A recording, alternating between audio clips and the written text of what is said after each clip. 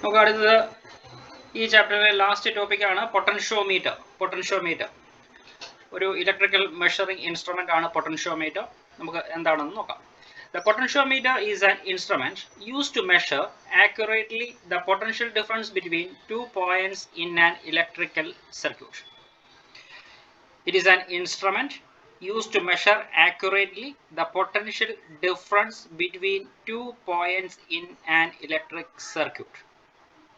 അപ്പോൾ പൊട്ടൻഷ്യോമീറ്റർ എന്തിനു വേണ്ടി യൂസ് ചെയ്യുന്നതാണ്? It is use to measure accurately the potential difference.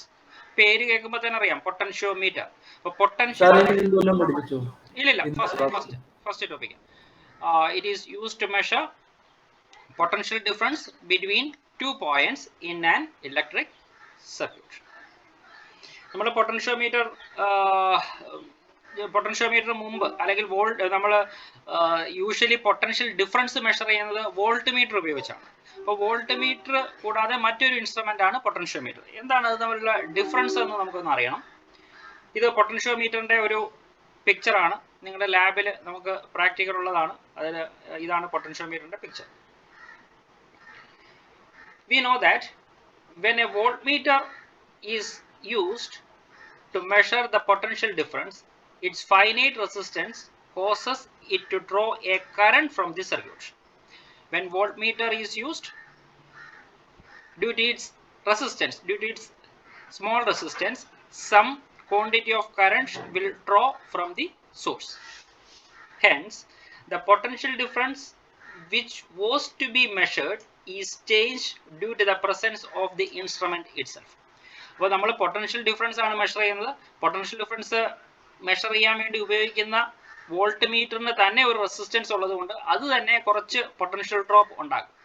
അതുകൊണ്ട് നമുക്ക് ആക്യുറേറ്റ് ആയിട്ട് അത് മെഷർ ചെയ്യാൻ ഒക്കില്ല. ചെറിയ ഡിഫറൻസ് ഉണ്ടാവും. വളരെ ചെറിയ ഡിഫറൻസ് ആണെങ്കിൽ പോലും വളരെ ചെറിയ ഡിഫറൻസ് ഉണ്ടാവുന്നുണ്ട്. എന്നാൽ potentiometer is an instrument which allows the measurement of potential difference without drawing current from the circuit.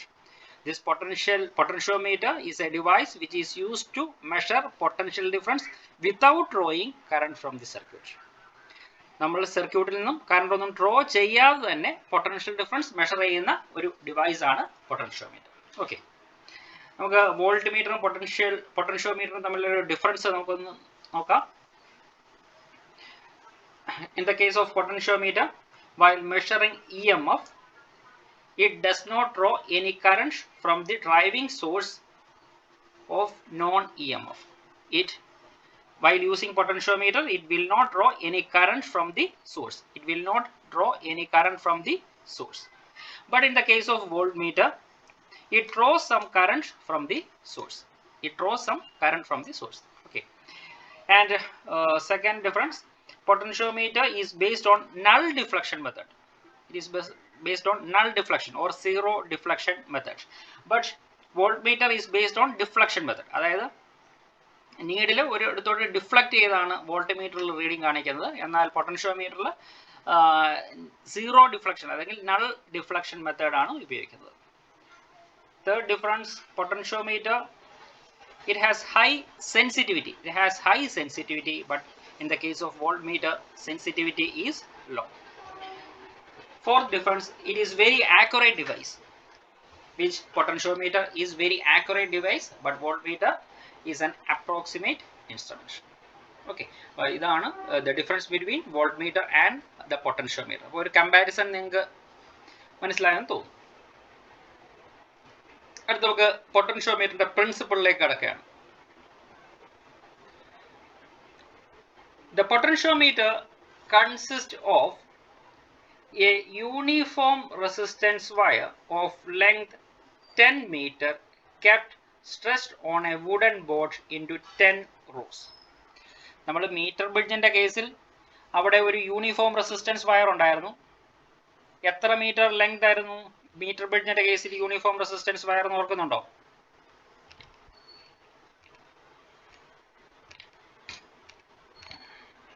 Uniform resistance wire എത്ര മീറ്റർ ഉണ്ടായിരുന്നു മീറ്റർ ബ്രിഡ്ജിന്റെ കേസിൽ? 1 meter. Only 1 meter is there. But in the case of potentiometer, 10 meter long ആണ്. വയറിന് 10 metre length ഉണ്ട്. അപ്പോൾ 10 metre length straight ആയിട്ട് വെക്കുകയാണെങ്കിൽ വലിയ ലെങ്ത് ആണ് ഉണ്ടാവുക. അപ്പം അത് ഒഴിവാക്കാൻ വേണ്ടി എന്ത് ചെയ്യുന്ന അറിയാമോ, അത് 10 റോയായിട്ട് 1 മീറ്റർ നീളമുള്ള 10 റോസ് ആയിട്ടാണ് അത് അറേഞ്ച് ചെയ്യുക. ഇത് 1 മീറ്റർ ലെങ്ത് ഉള്ളതായിരിക്കും, ഇത് അടുത്ത 1 മീറ്റർ ലെങ്ത് ഉള്ളതായിരിക്കും. ഇത് തമ്മിൽ ഒരു കണക്ഷൻ ഉണ്ട്. ഇവിടെ ഒരു സ്ട്രിപ്പ് ഉപയോഗിച്ച് കണക്ട് ചെയ്തിരിക്കും. സിമിലർലി ഇവിടെ ഒരെണ്ണം അത് സ്ട്രിപ്പ് ചെയ്ത് കണക്ട് ചെയ്തിരിക്കുന്നു. സീരീസ് ആയിട്ട് ഇങ്ങനെ കണക്ട് ചെയ്ത് വെക്കും. അത് കണ്ടല്ലേ. അപ്പം ഈ ഒറിജിനൽ പിക്ചറിൽ നിങ്ങൾക്ക് നോക്കിയാൽ അതറിയാൻ ഒക്കും. ഇത് കണ്ടില്ലേ, ഇവിടെ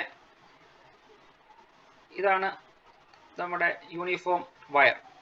അത് ഒരെൻഡിൽ വന്നിട്ട് അത് കണക്ട് ചെയ്തിട്ട് അടുത്തതിലോട്ട് പോകും. അങ്ങനെ ഒരു 10 റോസ് ആയിട്ടാണ് ഇതിവിടെ അറേഞ്ച് ചെയ്തിരിക്കുന്നത്. അപ്പോൾ അത്രയും ലെങ്ത് ഇത്രയും വലിയൊരു ബോർഡിൽ അറേഞ്ച് ചെയ്ത് വെച്ചിരിക്കുകയാണ്. Okay, well, the potentiometer consists of a uniform resistance wire of length 10 meter kept stretched on a wooden board into 10 rows. An accumulator B. ഇതാണ് accumulator B. Accumulator എന്ന് പറയുന്നത് ഒരു ബാറ്ററിയാണ് നമ്മൾ accumulator എന്ന് പറയുന്നത്. ഒന്നിലധികം സെൽസ് കണക്ട് ചെയ്യുന്ന ഒരു ബാറ്ററി. നല്ല രീതിയിൽ പൊട്ടൻഷ്യൽ ഡിഫറൻസ് നമുക്ക് അവിടെ അപ്ലൈ ചെയ്യാൻ ഒക്കും. അതുകൊണ്ടാണ് അതിനെ അക്യുമുലേറ്റർ എന്ന് പറയുന്നത്. അപ്പം അക്യുമുലേറ്റർ എന്ന് പറഞ്ഞു കഴിഞ്ഞാൽ ഒരു ബാറ്ററി, ഒരു വലിയ ബാറ്ററി ആണെന്ന് നിങ്ങൾ ഇമാജിൻ ചെയ്താൽ മാത്രം മതി. ഓക്കെ, ആൻഡ് അക്യുമുലേറ്റർ അല്ലെങ്കിൽ സ്റ്റോറേജ് സെൽ എന്ന് പറയാം. Accumulator or storage cell.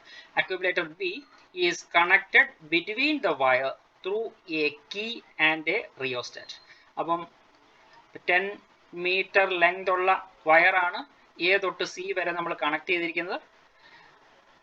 അത് രണ്ടിൻ്റെയും ബിറ്റ്വീൻ ആയിട്ട് നമ്മൾ എന്തൊക്കെ കണക്ട് ചെയ്യുന്നു? നമ്മളൊരു അക്യുമുലേറ്റർ ബി എന്ന് പറയുന്ന അക്യുമുലേറ്റർ കണക്ട് ചെയ്യുന്നു. കൂടാതെ ഒരു റിയോസ്റ്റാറ്റ് എന്ന് പറയുന്നത് വേരിയബിൾ റെസിസ്റ്റൻസ് നമുക്ക് ഇഷ്ടമുള്ള പോലെ വേരി ചെയ്യാം. അങ്ങനെ വേരിയബിൾ റെസിസ്റ്റൻസിനെയാണ് നമ്മൾ റിയോസ്റ്റാറ്റ് എന്ന് പറയുന്നത്. അത് വരയ്ക്കുന്നത് ഒരു റെസിസ്റ്റൻസിന്റെ പിക്ചർ വരയ്ക്കുക, എന്നിട്ട് ഒരു ആരോ മാർക്ക് കൊടുക്കുക. അപ്പം വേരിയബിൾ ആണെന്നാണ് ആ ആരോ റെപ്രസെന്റ് ചെയ്യുന്നത്. അതിനെ റിയോസ്റ്റാറ്റ് എന്ന് പറയാം. And rheostat and a key, ഒരു കീ ഉണ്ട്. കീ കഴിഞ്ഞ ആഴ്ച ഞാൻ എൻ്റെ പിക്ചർ കാണിച്ചാണ്. കീയുടെ സ്വിച്ചാണ് കീ എന്ന് പറയുന്നത്. അപ്പോൾ എന്തൊക്കെയാ പറഞ്ഞിരിക്കുന്നത്, എന്തൊക്കെയാ കണക്ട് ചെയ്തിരിക്കുന്നത്?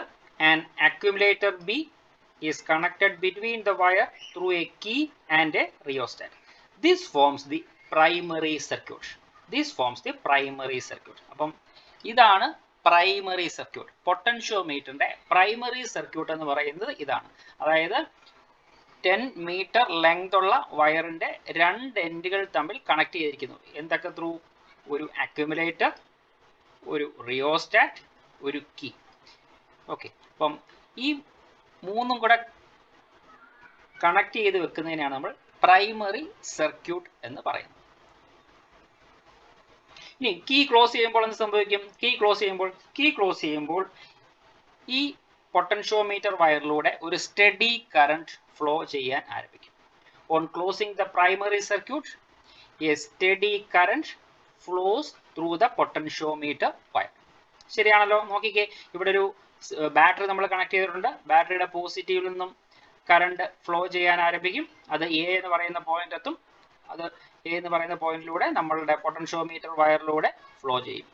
യൂണിഫോം വയറാകുമ്പോൾ ഒരു സ്റ്റഡി കറന്റ് ഇതിലൂടെ ഫ്ലോ ചെയ്ത് ഇതിലൂടെ കയറി ഇറങ്ങി റെസിസ്റ്റൻസിലൂടെ കയറി ഇറങ്ങി അത് നെഗറ്റീവിലെത്തി. അങ്ങനെയാണ് സർക്യൂട്ട് കംപ്ലീറ്റ് ആകുന്നത്.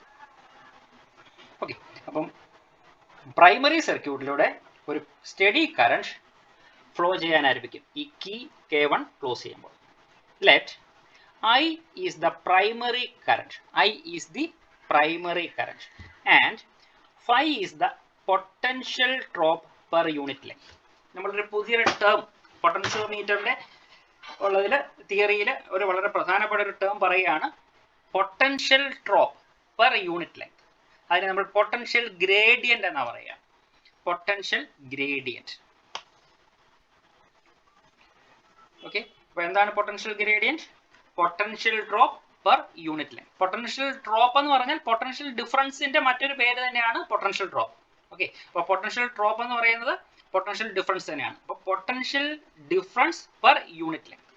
യൂണിറ്റ് ലെങ്തിൽ എത്ര പൊട്ടൻഷ്യൽ ഡിഫറൻസ് ഉണ്ടാകുന്നു അല്ലെങ്കിൽ പൊട്ടൻഷ്യൽ ഡ്രോപ്പ് ഉണ്ടാകുന്നുണ്ട് എന്നുള്ളതാണ് പൊട്ടൻഷ്യൽ ഗ്രേഡിയന്റ് എന്നോട് പറയുന്നത്. അത് കുറച്ചും കൂടെ എക്സ്പ്ലെയിൻ ചെയ്യേണ്ട വേർഡാണ്, ഞാനത് എക്സ്പ്ലെയിൻ ചെയ്യാം. അപ്പം ഇവിടെ എന്തൊക്കെയാണ് പറയുന്നത്? ഈ ക്ലോസ് ചെയ്യുമ്പോൾ ഒരു സ്റ്റഡി കറണ്ടായ ഐ ഈ വയറിലൂടെ ഒഴുകും. And phi is the potential drop per unit length. Phi is the potential drop per unit length. It is called potential gradient. എന്താണ് potential gradient എന്ന് നോക്കാം. Potential difference per unit length of a wire is called potential gradient. Potential drop per unit length. അപ്പം നമ്മളുടെ പൊട്ടൻഷ്യോമീറ്ററിലെ ഒരു unit length ഒന്നെങ്കിൽ 1 metre ആയിട്ട് എടുക്കാം, അല്ലെങ്കിൽ 1 സെന്റിമീറ്റർ ആയിട്ട് എടുക്കാം. എന്തുവായാലും യൂണിറ്റ് ആയിരിക്കണം. 1 സെന്റിമീറ്റർ അല്ലെങ്കിൽ 1 മീറ്റർ, യൂണിറ്റ് 1 യൂണിറ്റ്. ഓക്കെ, അപ്പം 1 മീറ്റർ ആണ് നമ്മൾ എടുക്കുന്നതെങ്കിൽ 1 മീറ്റർ ഡിസ്റ്റൻസിൽ എത്ര പൊട്ടൻഷ്യൽ ഡിഫറൻസ് ഉണ്ടാകും. അതായത് ഈ പോയിന്റും എ എന്ന് പറയുന്ന പോയിന്റും, ഇത് നമുക്ക് വേറൊരു പോയിന്റ് ആയിട്ട് എടുക്കാം, ഇത് A1 എന്ന് പറയുന്ന പോയിന്റ് ആയിട്ട് എടുക്കാൻ, എയും A1ഉം തമ്മിലുള്ള പൊട്ടൻഷ്യൽ ഡ്രോപ്പ്. അപ്പോൾ 1 മീറ്റർ ലെങ്ത് ഉണ്ട്, അതൊരു പൊട്ടൻഷ്യൽ ഗ്രേഡിയന്റ്. അതാണ് പൊട്ടൻഷ്യൽ ഗ്രേഡിയന്റ് എന്ന് പറയുന്നത്. അത് നമുക്ക് എങ്ങനെ കണ്ടുപിടിക്കാം? ആ പൊട്ടൻഷ്യോമീറ്ററിന്റെ ടോട്ടൽ ലെങ്ത് നമ്മൾ L ആയിട്ട് എടുക്കുകയാണ്. ടോട്ടൽ ലെങ്ത് L ആണ്. അവിടെ ഉണ്ടാകുന്ന ടോട്ടൽ പൊട്ടൻഷ്യൽ ഡ്രോപ്പ് V ആണെന്ന് കരുതുക. L ലെങ്തിൽ V പൊട്ടൻഷ്യൽ ഡ്രോപ്പ് ഉണ്ടാകുന്നു. അങ്ങനെയാണെങ്കിൽ യൂണിറ്റ് ലെങ്തിൽ എത്ര ഉണ്ടാകും? യൂണിറ്റ് ലെങ്തിൽ V/L എന്ന് എഴുതാം. യൂണിറ്റ് ലെങ്തിൽ V/L. ആ V/L-നെയാണ് നമ്മൾ പൊട്ടൻഷ്യൽ ഗ്രേഡിയന്റ് എന്ന് പറയുന്നത്. അപ്പം potential gradient phi is equal to V/L. അതിന്റെ യൂണിറ്റ് എന്താ? Volt per metre. Volt per metre. 1 മീറ്ററിൽ എത്ര പൊട്ടൻഷ്യൽ ഡ്രോപ്പ് ഉണ്ടാകുന്നു എന്നുള്ളതാണ് പൊട്ടൻഷ്യൽ ഗ്രേഡിയന്റ് എന്നുകൊണ്ട് ഉദ്ദേശിക്കുന്നത്. അങ്ങനെയാണെങ്കിൽ എക്സ് ഡിസ്റ്റൻസിൽ എത്ര പൊട്ടൻഷ്യൽ ഡ്രോപ്പ് ഉണ്ടാകുന്നു നമുക്ക് ഈസി ആയിട്ട് കണ്ടുപിടിച്ചാൽ മതി. ആ പൊട്ടൻഷ്യൽ ഗ്രേഡിയന്റിനെ ആ ഡിസ്റ്റൻസ് കൊണ്ട് മൾട്ടിപ്ലൈ ചെയ്താൽ മതി. അപ്പോൾ നമുക്ക് എക്സ് ഡിസ്റ്റൻസിൽ എത്ര പൊട്ടൻഷ്യൽ ഡ്രോപ്പ് ഉണ്ടാകുന്നു എന്ന് ഈസി ആയിട്ട് കാൽക്കുലേറ്റ് ചെയ്യാം. അപ്പോൾ അതിനു വേണ്ടിയാണ് നമ്മൾ പൊട്ടൻഷ്യൽ ഗ്രേഡിയന്റ് എന്ന് പറയുന്ന ടേം ഇവിടെ ഇൻട്രൊഡ്യൂസ് ചെയ്തിരിക്കുന്നത്. ഓക്കെ, പൊട്ടൻഷ്യൽ ഗ്രേഡിയന്റ് മനസ്സിലായി. ഓക്കെ, ഇനി നമ്മൾ എന്താ ചെയ്യുന്നത്? അപ്പോൾ പ്രൈമറി സർക്യൂട്ടിന്റെ കാര്യം എല്ലാം പറഞ്ഞു, പൊട്ടൻഷ്യൽ ഗ്രേഡിയന്റ് എന്താണെന്ന് എക്സ്പ്ലെയിൻ ചെയ്തു. Now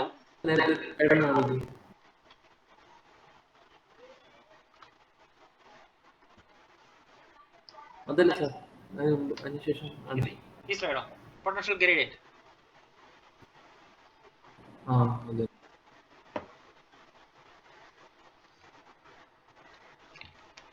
Okay, sir.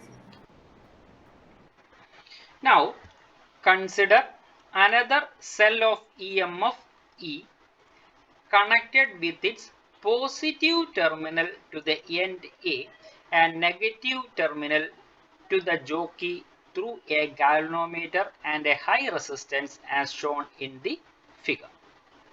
This forms the secondary circuit. അപ്പോൾ പ്രൈമറി സർക്യൂട്ട് ഓൾറെഡി നമ്മൾ എക്സ്പ്ലെയിൻ ചെയ്തു. ഇനി സെക്കൻഡറി സർക്യൂട്ടിന്റെ കാര്യമാണ് പറയുന്നത്. സെക്കൻഡറി സർക്യൂട്ടിൽ എന്തൊക്കെയുണ്ട്? സെക്കൻഡറി സർക്യൂട്ടിൽ നമ്മളൊരു സെൽ കൺസിഡർ ചെയ്യുന്നുണ്ട്, സെല്ല് കണക്ട് ചെയ്യുന്നുണ്ട്. സെല്ലിന്റെ EMF എത്രയാണ്? സെല്ലിന്റെ EMF E ആണ്.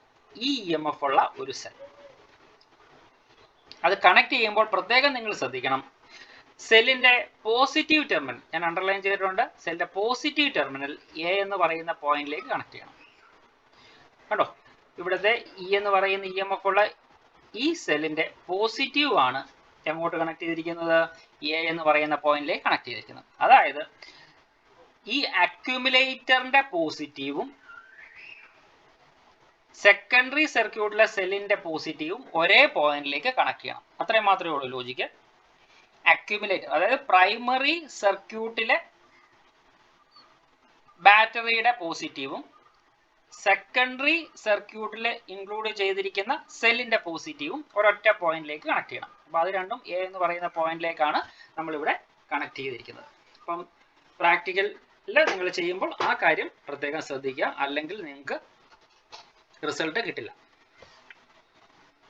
അപ്പം now consider another cell of EMF E connected with its positive terminal to the end A and negative terminal to the jockey through a galvanometer and a high resistance.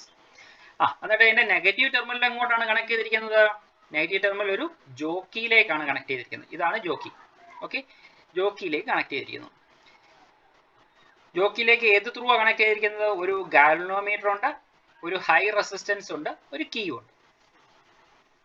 അപ്പോൾ high resistance എന്താ? ഇവിടെ ഒരു high resistance connect ചെയ്യുന്നുണ്ട്. High റെസിസ്റ്റൻസിന് പ്രത്യേകിച്ച് കാര്യങ്ങളൊന്നുമില്ല. അതിന്റെ ഒരേ ഒരു ഉദ്ദേശം മാത്രമേ ഉള്ളൂ. ഹൈ റെസിസ്റ്റൻസിന് ഗാൽവനോമീറ്ററിലോട്ട് ഹ്യൂജ് കറണ്ട് ഒന്നും ഫ്ലോ ചെയ്യുന്നത് തടയുക എന്ന് മാത്രമേ ഉള്ളൂ ഹൈ റെസിസ്റ്റൻസിന്റെ യൂസ്. കാരണം നമുക്കറിയാം ഗാൽവനോമീറ്റർ എന്ന് പറയുന്നത് വളരെ സെൻസിറ്റീവ് ആണ്.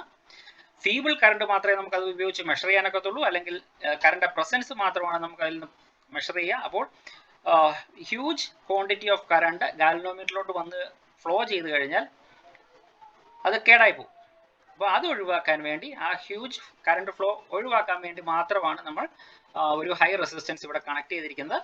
ബാക്കി ആ ഹൈ റെസിസ്റ്റൻസ് ബാക്കിയുള്ള ഈ നമ്മളുടെ എക്സ്പെരിമെന്റുമായിട്ട് വേറെ പ്രയോജനമൊന്നുമില്ല.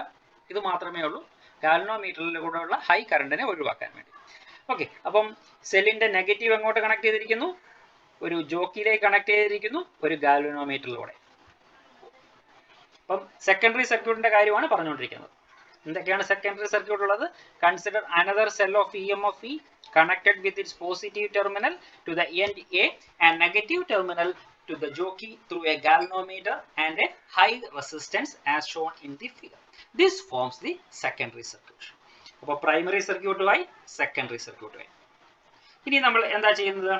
The jockey is pressed along the wire so as to get the balancing point corresponding to the null deflection of the galvanometer. നമ്മൾ മീറ്റർ ബ്രിഡ്ജ് ചെയ്തത് പോലെ തന്നെ ഈ ജോക്കി ഈ വയറിലൂടെ നമ്മളിങ്ങനെ സ്ലൈഡ് ചെയ്യിക്കുമ്പോൾ ഒരു പെർട്ടിക്കുലർ പോയിന്റ് എത്തുമ്പോൾ ഗാൽവനോമീറ്ററിൽ 0 ഡിഫ്ലക്ഷൻ കാണിക്കും. അതായത് ഗാൽവനോമീറ്ററിൽ നൾ ഡിഫ്ലക്ഷൻ കാണിക്കും. ആ പോയിന്റ് നമ്മൾ ഫിക്സ് ചെയ്യും. അതാണ് ബാലൻസിങ് പോയിന്റ്. ഓക്കെ, അപ്പോൾ എന്താ പറഞ്ഞിരിക്കുന്നത്? The jockey is pressed along the wire so as to get the balancing point corresponding to null deflection of the galvanometer. The length of the wire from the end A to the balancing point N is measured. അപ്പോൾ the length, ആ വയറിന്റെ length എത്രയുണ്ട്? അതായത് A എന്ന് പറയുന്ന point തൊട്ട് നമുക്ക് null deflection കിട്ടിയ പോയിന്റ് വരെയുള്ള അകലം. ഇവിടെയാണ് നമുക്ക് ഇവിടെ നൾ ഡിഫ്ലക്ഷൻ കിട്ടിയത്. ഈ ഡിസ്റ്റൻസ് നമ്മൾ മെഷർ ചെയ്തു. ഓക്കെ, ആ ഡിസ്റ്റൻസ് നമ്മൾ സ്മോൾ എൽ ആയിട്ട് എടുത്തു. ബാലൻസിങ് പോയിന്റ് കിട്ടിയ ഡിസ്റ്റൻസ് നമുക്ക് സ്മോൾ എൽ ആയിട്ട് നമ്മൾ ഇവിടെ എടുക്കുകയാണ്. ഇനി നമ്മളിവിടെ taking the close circuit with the secondary cell, ഒരു ക്ലോസ് സർക്യൂട്ട് എടുക്കുകയാണ്. സെക്കൻഡറി സെല്ല് ഇൻക്ലൂഡ് ചെയ്ത ഒരു close circuit. Secondary cell include ചെയ്ത ക്ലോസ് സർക്യൂട്ട് നമുക്ക് ഇങ്ങനെ എടുക്കാം. സെല്ലിന്റെ പോസിറ്റീവിൽ നിന്നും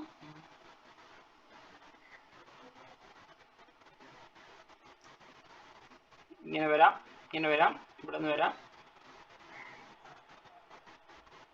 നെഗറ്റീവിൽ എത്തിച്ചേർന്നു. അപ്പോൾ ഇതൊരു ക്ലോസ്ഡ് സർക്യൂട്ടാണ്. ഈ ക്ലോസ്ഡ് സർക്യൂട്ട് നമ്മൾ എടുക്കുകയാണെങ്കിൽ നമുക്ക് പറയാം EMF of the cell, EMF of this cell is equal to potential difference of the length AN. Aയും Nഉം തമ്മിലുള്ള പൊട്ടൻഷ്യൽ ഡിഫറൻസിന് ഈക്വൽ ആയിരിക്കും സെല്ലിന്റെ EMF. എന്തുകൊണ്ടാണ് നമ്മൾ അങ്ങനെ പറയുന്നതെന്ന് വെച്ചാൽ എയും Nഉം തമ്മിലുള്ള പൊട്ടൻഷ്യൽ ഡിഫറൻസിന് ഈക്വൽ ആണ് ആ സെല്ലിന്റെ EMF എങ്കിൽ മാത്രമേ ഗാൽവനോമീറ്ററിൽ കൂടി 0 കറണ്ട് ഒഴുകത്തുള്ളൂ. അല്ലെങ്കിൽ ഈ സർക്യൂട്ട് ഞാനിപ്പോൾ വരച്ച ക്ലോസ്ഡ് പാത്തിൽ കൂടി കറണ്ട് ഒന്നും ഒഴുകത്തില്ല എന്ന് കൺഫേം ചെയ്യണമെന്നുണ്ടെങ്കിൽ സെല്ലിന്റെ EMFഉം എയും Nഉം തമ്മിലുള്ള പൊട്ടൻഷ്യൽ ഡിഫറൻസ് ഈക്വൽ ആകണം. കാരണം പൊട്ടൻഷ്യൽ ഡിഫറൻസ് ഉണ്ടെങ്കിൽ മാത്രമേ കറണ്ട് ഫ്ലോ ചെയ്യത്തുള്ളൂ അല്ലേ? ഹയർ പൊട്ടൻഷ്യൽ നിന്നും ലോവർ പൊട്ടൻഷ്യലിലേക്കാണ് എന്തൊഴുകുന്നത്? ഇലക്ട്രിക് കറണ്ട് ഒഴുകുന്നത്. Higher potential to lower potential. അപ്പോൾ ഒരു പൊട്ടൻഷ്യൽ ഡിഫറൻസ് ഉണ്ടെങ്കിൽ മാത്രമേ ഇലക്ട്രിക് കറണ്ട് ഒഴുകത്തുള്ളൂ. അപ്പോൾ ഇവിടെ സെക്കൻഡറി സർക്യൂട്ടിൽ E എന്ന് പറയുന്ന ഒരു സെല്ല് നമ്മൾ ഇൻട്രൊഡ്യൂസ് ചെയ്തിട്ടുണ്ട്. ആ സെല്ല് ഈ സർക്യൂട്ട് നമ്മളിപ്പോൾ വരച്ച ക്ലോസ് സർക്യൂട്ടിലൂടെ ഇലക്ട്രിക് കറണ്ടിനെ ഒഴുകാതെ ഇരുത്തണമെന്നുണ്ടെങ്കിൽ അത്രയും തന്നെ ഒരു പൊട്ടൻഷ്യൽ ഡിഫറൻസ് എയും എന്നും തമ്മിലുള്ള പോയിന്റിലുണ്ട്.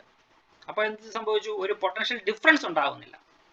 എയും എന്നും തമ്മിലൊരു പൊട്ടൻഷ്യൽ ഡിഫറൻസ് ഉണ്ടാകുന്നു, അല്ലെങ്കിൽ സെല്ലിന്റെ ഇ എം എഫിന് ഈക്വൽ ആണ് എയും എന്നും തമ്മിലുള്ള പൊട്ടൻഷ്യൽ ഡിഫറൻസ് എന്ന് പറയാം. അപ്പോൾ അതുകൊണ്ട് തന്നെ ആ ക്ലോസ് സർക്യൂട്ടിലെ ഇലക്ട്രിക് കറണ്ട് ഒഴുകത്തില്ല. ആ കേസിൽ, അതായത് ബാലൻസിങ് പോയിന്റ് ഉള്ള കേസിൽ നമുക്ക് ഇങ്ങനെ എഴുതാം: E M F of the cell equal to potential difference of the length A N. ഇനി എത്രയാണ് എ എൻ എന്ന് പറയുന്ന ലെങ്തിൽ ഉണ്ടാകുന്ന പൊട്ടൻഷ്യൽ ഡിഫറൻസ് എന്ന് നമുക്ക് ഈസി ആയിട്ട് കാൽക്കുലേറ്റ് ചെയ്യാം. എങ്ങനെ കാൽക്കുലേറ്റ് ചെയ്യാം? യൂണിറ്റ് ലെങ്തിൽ ഉണ്ടാകുന്ന potential drop, potential gradient phi ആണ് നമ്മൾ പറഞ്ഞു. അങ്ങനെയാണെങ്കിൽ എൽ ലെങ്തിൽ ഉണ്ടാകുന്ന പൊട്ടൻഷ്യൽ ഡ്രോപ്പ് നമുക്ക് എങ്ങനെ കാൽക്കുലേറ്റ് ചെയ്യാം? Potential gradient into length. Potential gradient into length. ഇവിടെ ഞാൻ എൽ ആണ് ലെങ്ത് ആയിട്ട് എടുത്തിരിക്കുന്നത്, അതുകൊണ്ട് potential gradient phi into L ആയിരിക്കും എന്ത്? ഈ സെല്ലിന്റെ ഇ എം എഫ്. ഈ സെല്ലിന്റെ ഇ എം എഫ്.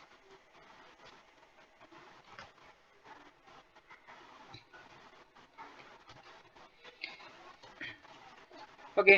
ഇനി for a given primary voltage B, for a given primary voltage, നമ്മൾ പ്രൈമറി സർക്യൂട്ടിൽ കണക്ട് ചെയ്തിരിക്കുന്ന ബാറ്ററിയുടെ വോൾട്ടേജ് ഒരു കോൺസ്റ്റന്റ് വോൾട്ടേജ് ആണ് നമ്മൾ സപ്ലൈ ചെയ്യുന്നതെങ്കിൽ ഈ ഫൈ എന്ന് പറയുന്നത് ഒരു കോൺസ്റ്റന്റ് ആയിരിക്കും.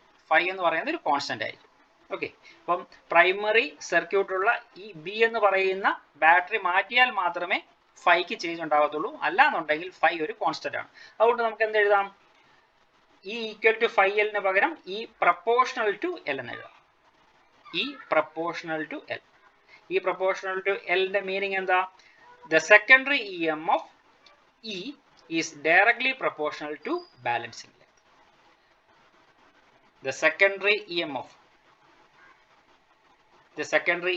is directly proportional to the balancing length. ഇതാണ് പൊട്ടൻഷ്യോമീറ്ററിന്റെ principle. If a constant current is passed through a wire of uniform area of cross section, the potential drop across a section of the wire is directly proportional to the length of that section of the wire. This is the principle of potentiometer. So what is the principle of potentiometer?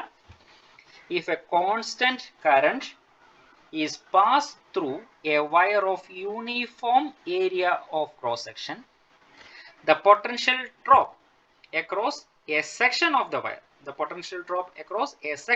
wire, is directly proportional to what? Directly proportional to length of that section of the wire. അപ്പം എന്താണ് principle of potentiometer? If a constant current is passed through a uniform area of cross section, through a wire of uniform area of cross section, the potential drop across a section of the wire is proportional to the length of the section of the wire.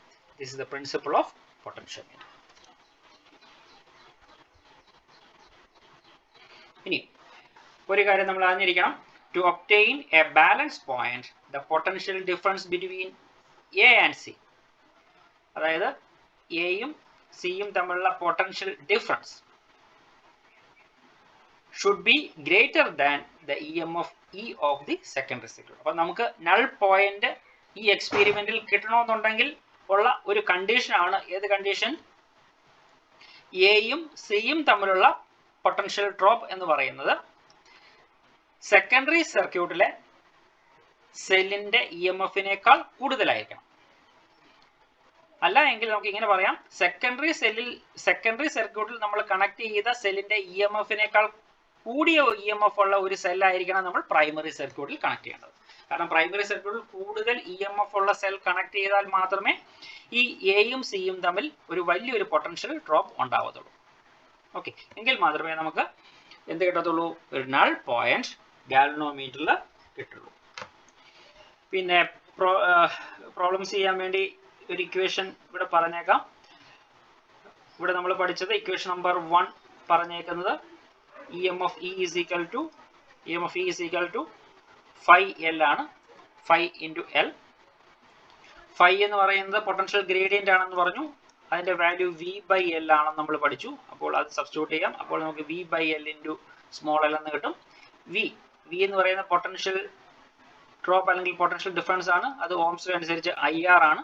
അതുകൊണ്ട് നമുക്ക് അങ്ങനെ substitute ചെയ്ത് മറ്റൊരു ഇക്വേഷനും എഴുതാം. അപ്പം numericals ചെയ്യാൻ വേണ്ടി ആ ഇക്വേഷൻസ് ഒന്ന് അറിഞ്ഞിരിക്കുന്നത് നല്ലതായിരിക്കും. ഇതാണ് പൊട്ടൻഷ്യോമീറ്ററിന്റെ പ്രിൻസിപ്പിൾ. എന്തെങ്കിലും ഡൗട്ട് ഉണ്ടോ?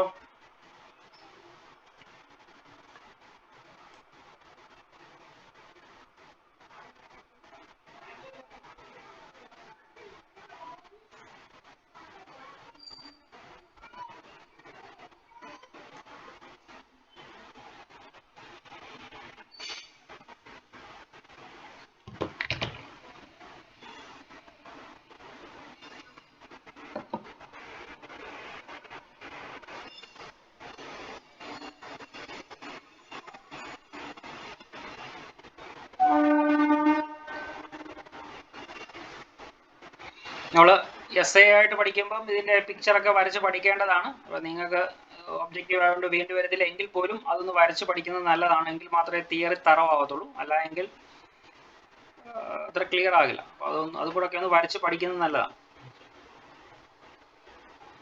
ഓക്കെ, നമുക്ക് അടുത്തത് നമ്മൾ ഈ പൊട്ടൻഷ്യോമീറ്റർ യൂസ് ചെയ്ത് രണ്ട് സെല്ലിന്റെ EMF കമ്പയർ ചെയ്യാം.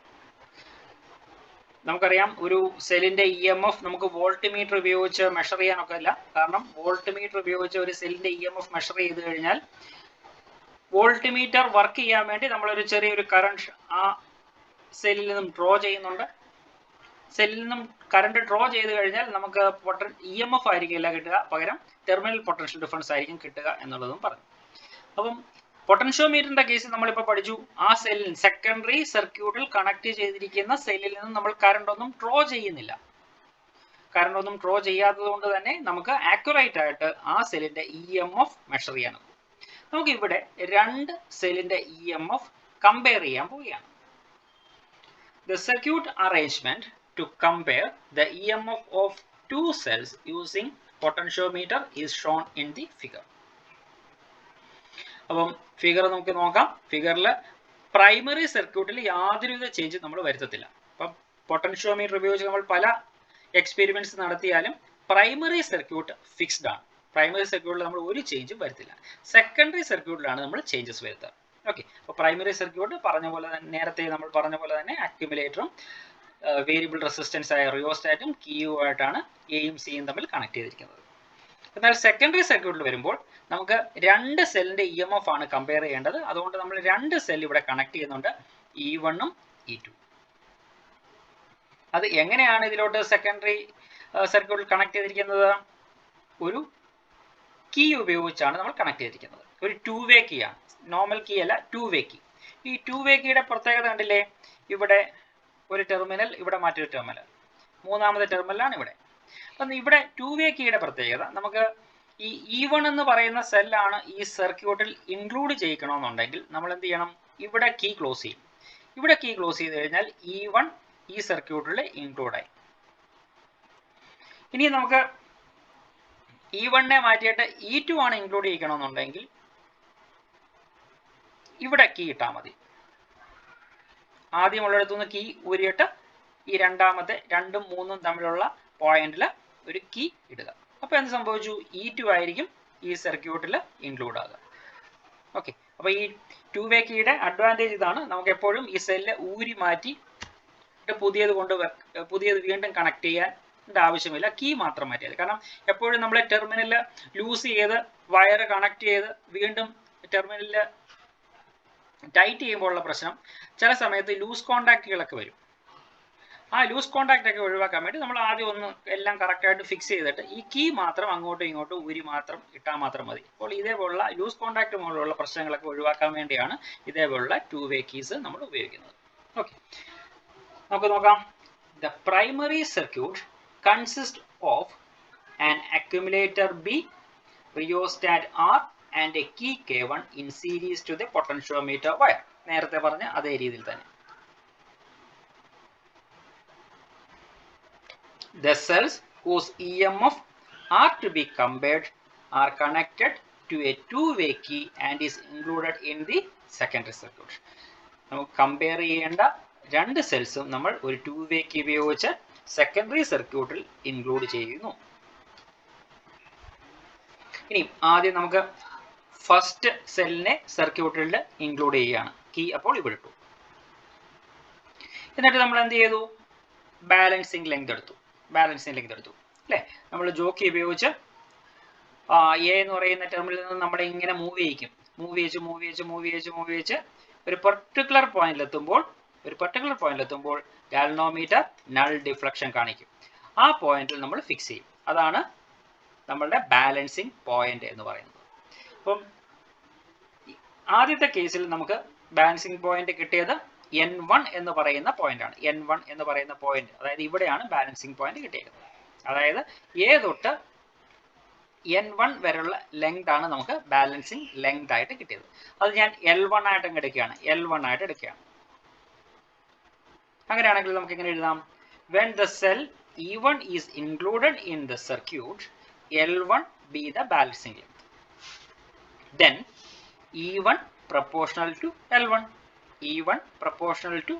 നമ്മൾ തൊട്ട് മുമ്പ് പൊട്ടൻഷ്യോമീറ്ററിന്റെ തിയറിയിൽ പഠിച്ചാണല്ലോ.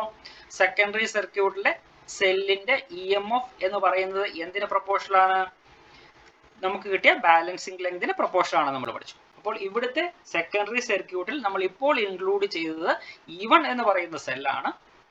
അതുകൊണ്ട് അതിന്റെ ബാലൻസിങ് ലെങ്ത് ആയ L1 എന്ന് പറയുന്നത് E1 പ്രൊപ്പോർഷണൽ ആണ്. അപ്പോൾ നമുക്ക് എങ്ങനെ എഴുതാം? E1 proportional to L1.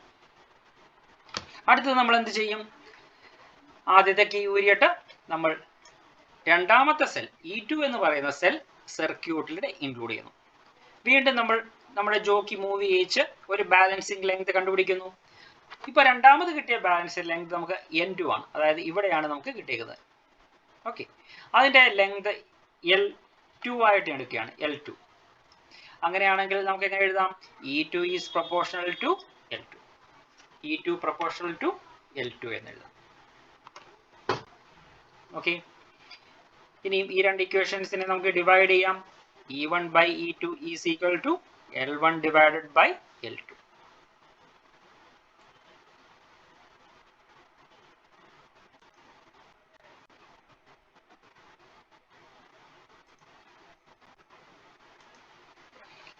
The experiment may be repeated by adjusting the rheostat.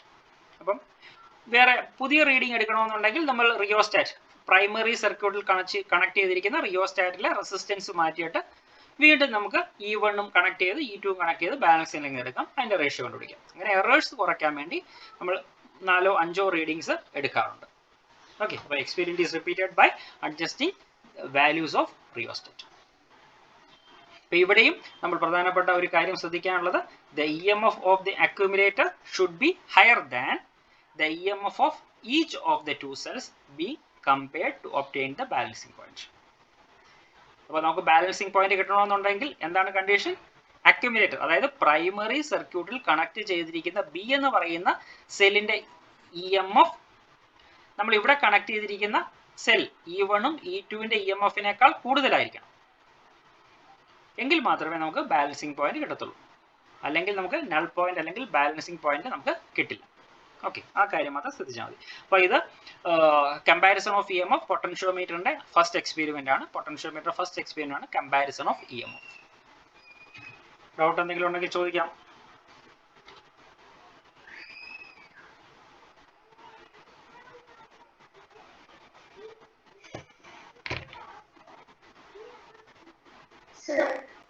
Yes sir, last നോട്ടിന്റെ പോയിന്റ് ഒന്ന് പറഞ്ഞു. ഞാൻ ഇടയ്ക്ക് വെച്ച് ഡിസ്കണക്ട് ആയിരുന്നു. ലാസ്റ്റ് നോട്ട് എന്ന് പറഞ്ഞിട്ട് തന്നില്ലായിരുന്നു. നോട്ട് എന്ന് പറഞ്ഞതൊന്നുമില്ല, നമ്മൾ നേരത്തെ പറഞ്ഞ പോയിന്റ് തന്നെയാണ്. അതായത് ബാലൻസിംഗ് പോയിന്റ് നമുക്ക് പൊട്ടൻഷ്യോമീറ്ററിൽ കിട്ടണമെന്നുണ്ടെങ്കിൽ ഉള്ള ഒരു കണ്ടീഷനാണ് പ്രൈമറി സർക്യൂട്ടിൽ കണക്ട് ചെയ്തിരിക്കുന്ന അക്യുമുലേറ്റർ. B ആണ്. ബിയുടെ EMF കൂടുതലായിരിക്കണം. ഏതിനേക്കാൾ കൂടുതലായിരിക്കണം? സെക്കൻഡറി സർക്യൂട്ടിൽ കണക്ട് ചെയ്തിരിക്കുന്ന സെൽസ് ആയ E1-ന്റെയും E2-ന്റെയും EMF-നേക്കാൾ കൂടിയ ഒരു EMF ആയിരിക്കണം പ്രൈമറി സർക്യൂട്ടിൽ കണക്ട് ചെയ്തിരിക്കുന്ന അക്യുമുലേറ്ററിന്റെ EMF. എങ്കിൽ മാത്രമേ നമുക്ക് ബാലൻസിംഗ് പോയിന്റ് കിട്ടത്തുള്ളൂ. അത്രയേ ഉള്ളൂ.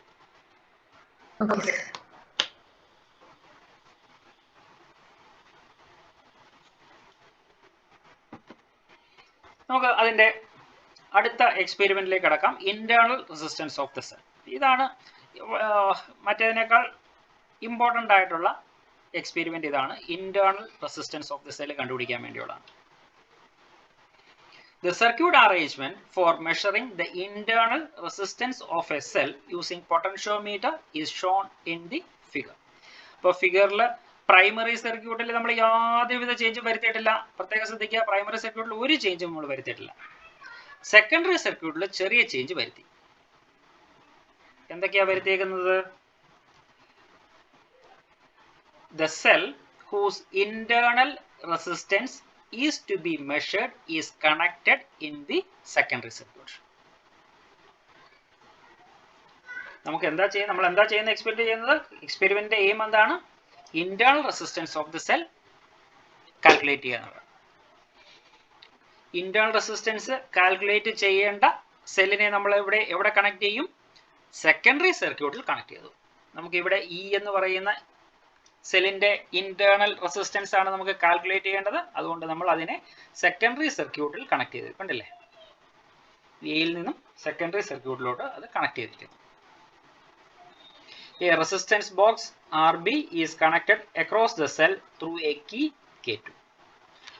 അപ്പം ഇതിന് പാരലായിട്ട്, ഈ സെല്ലിന് പാരലായിട്ട് ഞാൻ ഒരു കീ കണക്ട് ചെയ്തിട്ടുണ്ട്. കൂടാതെ ഒരു റെസിസ്റ്റൻസ് ബോക്സും കണക്ട് ചെയ്തിട്ടുണ്ട്. നോക്കിക്കേ, അതിന് പാരലായിട്ടാണ് കണക്ട് ചെയ്തിരിക്കുന്നത്.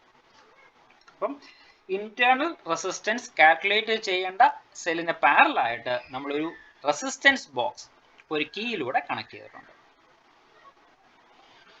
എന്നിട്ട് അവിടെ നിന്നും നമ്മൾ നേരത്തെ പറഞ്ഞ രീതിയിൽ ഗാൽവനോമീറ്ററിലോട്ട് കണക്ട് ചെയ്യുന്നു. ഗാൽവനോമീറ്ററിൽ നിന്നും ജോക്കിയിലേക്ക് കണക്ട് ചെയ്യുന്നു.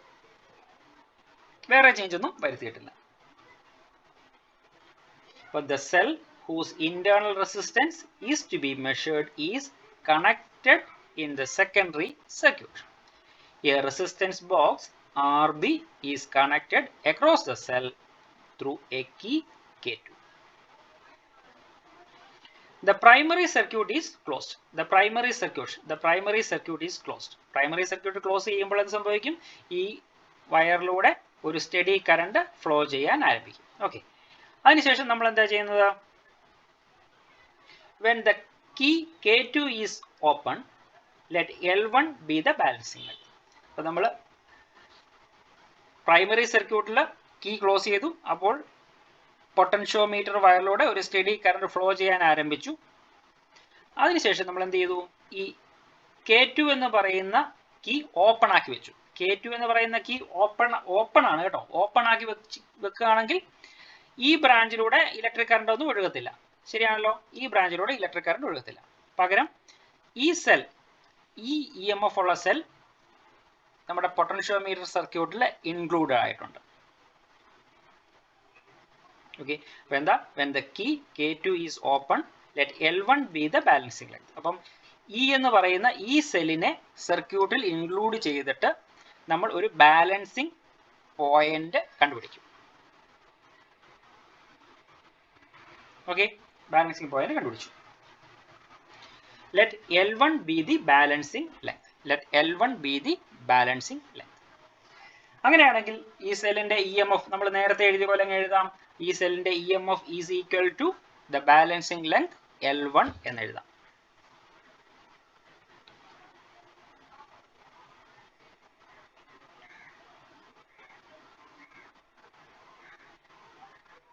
ഓക്കെ,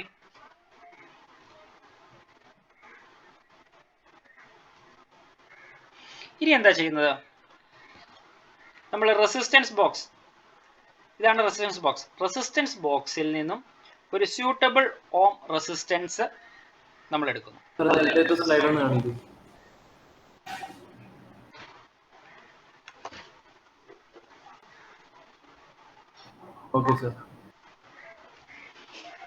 അടുത്ത് നമ്മൾ എന്താ ചെയ്യുന്നത്? A suitable resistance R is taken in the box and the key K2 is closed. അപ്പം നമ്മൾ രണ്ടാമത് ചെയ്യുന്നത് എന്താണ്? ഈ കീ K2 ക്ലോസ് ചെയ്യുന്നു. എന്നിട്ട് ഈ റെസിസ്റ്റൻസ് ബോക്സിൽ നിന്നും ഒരു റെസിസ്റ്റൻസ് എടുക്കുന്നു. അതായത് ഒരു 10 ohm റെസിസ്റ്റൻസ് എടുക്കുന്നു. ഫോർ എക്സാമ്പിൾ ഒരു 10 ohm റെസിസ്റ്റൻസ് ഇതിൻ്റെ അകത്ത് ഇൻക്ലൂഡ് ആയി. അപ്പം ഈ റെസിസ്റ്റൻസും ഈ സർക്യൂട്ടിൽ ഇൻക്ലൂഡായി, ഈ സെല്ലിന് പാരലായിട്ട് ഈ സർക്യൂട്ടിൽ ഇൻക്ലൂഡായി. അപ്പോഴെന്ത് സംഭവിക്കും? കറണ്ട് ഈ ബ്രാഞ്ചിലൂടെയും ഒഴുകും, ഈ സെല്ലിലൂടെയും കറണ്ട് ഒഴുകാൻ തുടങ്ങും. ഓക്കെ, അപ്പം ഈ സെല്ലിൽ നിന്നും ഒരു കറണ്ട് ഇവിടെ ഡ്രോ ചെയ്യുന്നുണ്ട്. അതാണ് ഇവിടുത്തെ പൊട്ടൻഷ്യൽ ഡ്രോപ്പ് ആയിട്ട് മാറുന്നത്. ഇതിന് കറസ്പോണ്ടിങ് ആയിട്ടുള്ള ഒരു ബാലൻസിങ് ലെങ്തും ഞാൻ ഇവിടെ മെഷർ ചെയ്യും. അത് ഈ പോയിന്റിലാണ്, N2 എന്ന് പറയുന്ന പോയിന്റാണ് നമുക്ക് ഇവിടെ ബാലൻസിങ് ലെങ്ത് കിട്ടുമെന്ന് വിചാരിക്കാം. അപ്പോൾ എന്തൊക്കെയാണ് പറഞ്ഞത്? A suitable resistance R is taken in the box and the key K2 is closed if V is the voltage across the resistance R and L2 is the balancing length. ഈ resistance ബോക്സിന് across ആയിട്ടുള്ള voltage V ആണെന്ന് assume ചെയ്യുക. അപ്പോൾ നമുക്ക് കിട്ടിയ balancing length L2 ആണെന്ന് കരുതുക. അങ്ങനെയാണെങ്കിൽ നമുക്ക് ഇവിടെ എഴുതാം V is proportional to L2 എന്ന് എഴുതാം. അപ്പോൾ നേരത്തെ സെല്ല് മാത്രമായിരുന്നു ഉണ്ടായിരുന്നത്, അതുകൊണ്ടാണ് ആ സെല്ലിന്റെ EMF പ്രൊപ്പോർഷണൽ ടു L1 എന്ന് എഴുതിയത്. ഇവിടെ നമ്മൾ സെല്ലിന് അക്രോസ് ആയിട്ട് ഒരു റെസിസ്റ്റൻസ് കണക്ട് ചെയ്യുന്നുണ്ട്. അപ്പോൾ സെല്ലിൽ നിന്നും ഒരു കറണ്ട് ഡ്രോ ചെയ്യുന്നുണ്ട്. അപ്പോൾ EMF അല്ല അവിടെ ഉണ്ടാകുന്നത്, പകരം ഒരു പൊട്ടൻഷ്യൽ ഡിഫറൻസ് ആണ് എന്ന് നമ്മൾ പഠിച്ചിട്ടുണ്ട്. അപ്പോൾ ആ പൊട്ടൻഷ്യൽ ഡിഫറൻസ് V ആണെന്ന് ഇമാജിൻ ചെയ്യുന്നു. അങ്ങനെയാണെങ്കിൽ V is proportional to the balancing length L2. That is equation number 5. ഇനി if R is the internal resistance of the cell, then the current through R, ഈ റെസിസ്റ്റൻസ് ബോക്സിൽ resistance ആയ ആറിലൂടെയുള്ള കറണ്ടിന്റെ equation നമുക്ക് എങ്ങനെ എഴുതാം?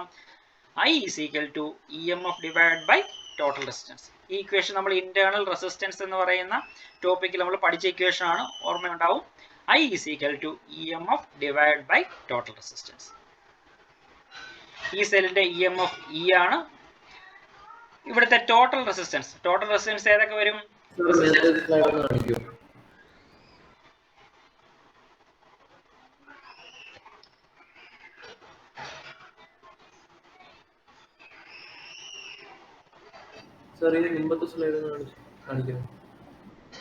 ഇതിനു മുമ്പിലത്തെ നേരത്തെ എക്സ്പെരിമെന്റിന്റെ ആണ്.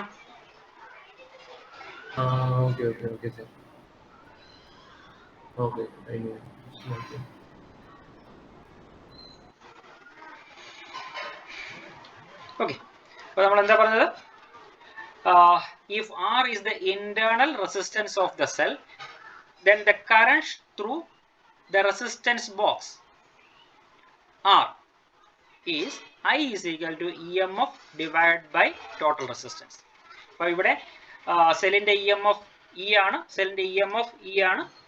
ടോട്ടൽ റെസിസ്റ്റൻസ്, ഈ സർക്യൂട്ടിലെ ടോട്ടൽ റെസിസ്റ്റൻസ് എന്ന് പറയുന്നത് ഈ റെസിസ്റ്റൻസ് ബോക്സ് R കൊണ്ട്, അതേപോലെ തന്നെ ഈ സെല്ലിന്റെ ഇന്റേണൽ റെസിസ്റ്റൻസ് സ്മോൾ r കൊണ്ട്. അപ്പോൾ R പ്ലസ് R എന്ന് എഴുതാം. Total resistance R plus R എന്ന് എഴുതാം. That is I is equal to EMF divided by total resistance, that is E divided by R plus R. R resistance ആറിന് against ആയിട്ടുള്ള voltage ഡ്രോപ്പിന്റെ equation Ohm's ലോയിൽ നിന്ന് എഴുതാം. V is equal to IR എന്ന് എഴുതാം. ഐയുടെ equation നമ്മൾ ഇപ്പോൾ ഇവിടെ കണ്ടുപിടിച്ച് വെച്ചിട്ടുണ്ട്. ഇത് ഐയുടെ വാല്യൂയിലേക്ക് സബ്സ്റ്റിറ്റ്യൂട്ട് ചെയ്യാം. അപ്പോൾ നമുക്ക് ഇക്വേഷൻ എങ്ങനെ കിട്ടും? ER divided by R plus R എന്ന് എഴുതാം. ER divided by R plus R. അപ്പോൾ വിയുടെ ഇക്വേഷൻ ആയി. വിയുടെ ഇക്വേഷൻ എന്താ? V is equal to ER divided by R plus R. അത് ഇങ്ങോട്ട് സബ്സ്റ്റിറ്റ്യൂട്ട് ചെയ്യാം. ഇക്വേഷൻ നമ്പർ 5 നമുക്ക് സബ്സ്റ്റിറ്റ്യൂട്ട് ചെയ്യാം. ഇക്വേഷൻ നമ്പർ 5 സബ്സ്റ്റിറ്റ്യൂട്ട് ചെയ്യുമ്പോൾ നമുക്ക് എങ്ങനെ എഴുതാം? ER divided by R plus R is proportional to L2 എന്ന് കിട്ടും. ER divided by R plus R is proportional to L2. ഇനി അതിനെ നമ്മൾ സിംപ്ലിഫൈ ചെയ്തേ ഉള്ളൂ. എന്തൊക്കെയാണ് ചെയ്യുന്നത്? Dividing equation 4/6. ഇക്വേഷൻ നമ്പർ 4 ഏതാണ്? ഇക്വേഷൻ നമ്പർ 4 എന്ന് പറയുന്നത് ഇതാണ്. Equation number 4 divided by equation number 6. Equation number 6 ഇതാണ്. Equation number 4 divided by equation number 6 എന്ത് കിട്ടും?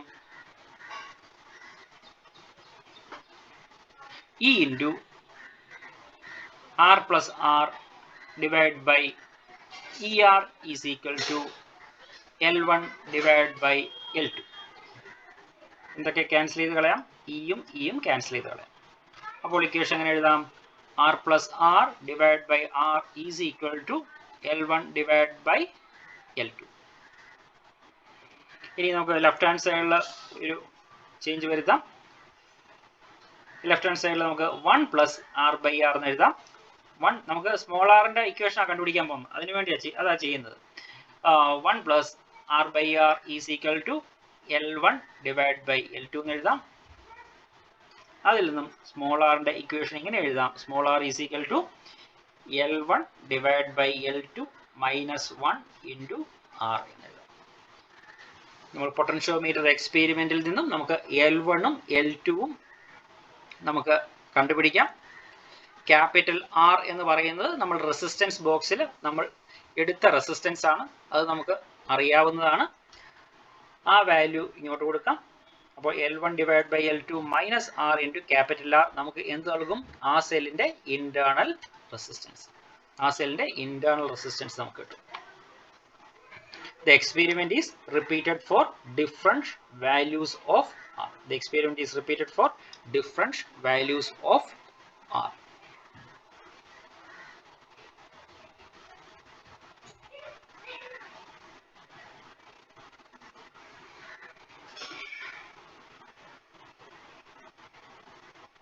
Internal resistance in the case ഞാൻ വേണമെങ്കിൽ ഒന്നുകൂടെ ഒന്ന് പറഞ്ഞേക്കാം.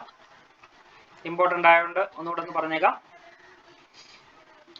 The circuit arrangement for measuring the internal resistance of a cell using potentiometer is shown in the figure. അപ്പം primary circuit നമ്മൾ change ഒന്നും വരുത്തുന്നില്ല. പ്രൈമറി സർക്യൂട്ട് പഴയതുപോലെ തന്നെ accumulator, variable resistance and a key close ചെയ്യുമ്പോൾ പൊട്ടൻഷ്യോമീറ്റർ വയറിലൂടെ ഒരു steady current flow ചെയ്യും. സെക്കൻഡറി സർക്യൂട്ടിൽ നമ്മൾ എന്താ ചെയ്യുന്നത്? സെക്കൻഡറി സർക്യൂട്ടിൽ നമ്മൾ സെല്ലിനെ കണക്ട് ചെയ്യും. ഏത് സെല്ലിനെ?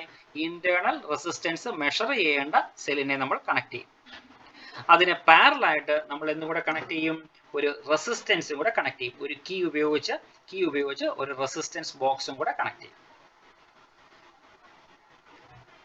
The cell whose internal resistance is to be measured is connected in the secondary circuit. A resistance box RB is connected across the cell through a key K2. The primary circuit is closed when the key K2 is open. When the key K2 എന്ന് പറയുന്നത് ഇതാണ്. When the key K2 is open, let L1 be the balancing length. അപ്പോൾ K2 open ആകുമ്പോൾ ഈ ബ്രാഞ്ചിലൂടെ current ഒന്നും ഒഴുകുന്നില്ല.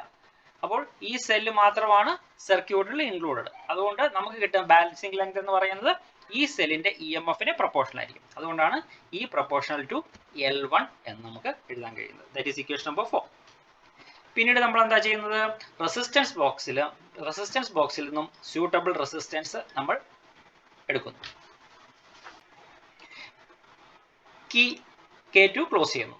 അപ്പോൾ നമുക്ക് ഒരു പൊട്ടൻഷ്യൽ ഡ്രോപ്പ് അല്ലെങ്കിൽ പൊട്ടൻഷ്യൽ ഡിഫറൻസ് V എന്ന് പറയുന്ന പൊട്ടൻഷ്യൽ ഡിഫറൻസ് ആയിരിക്കും ഈ റെസിസ്റ്റൻസിന് അക്രോസ് ആയിട്ട് നമുക്ക് കിട്ടുക.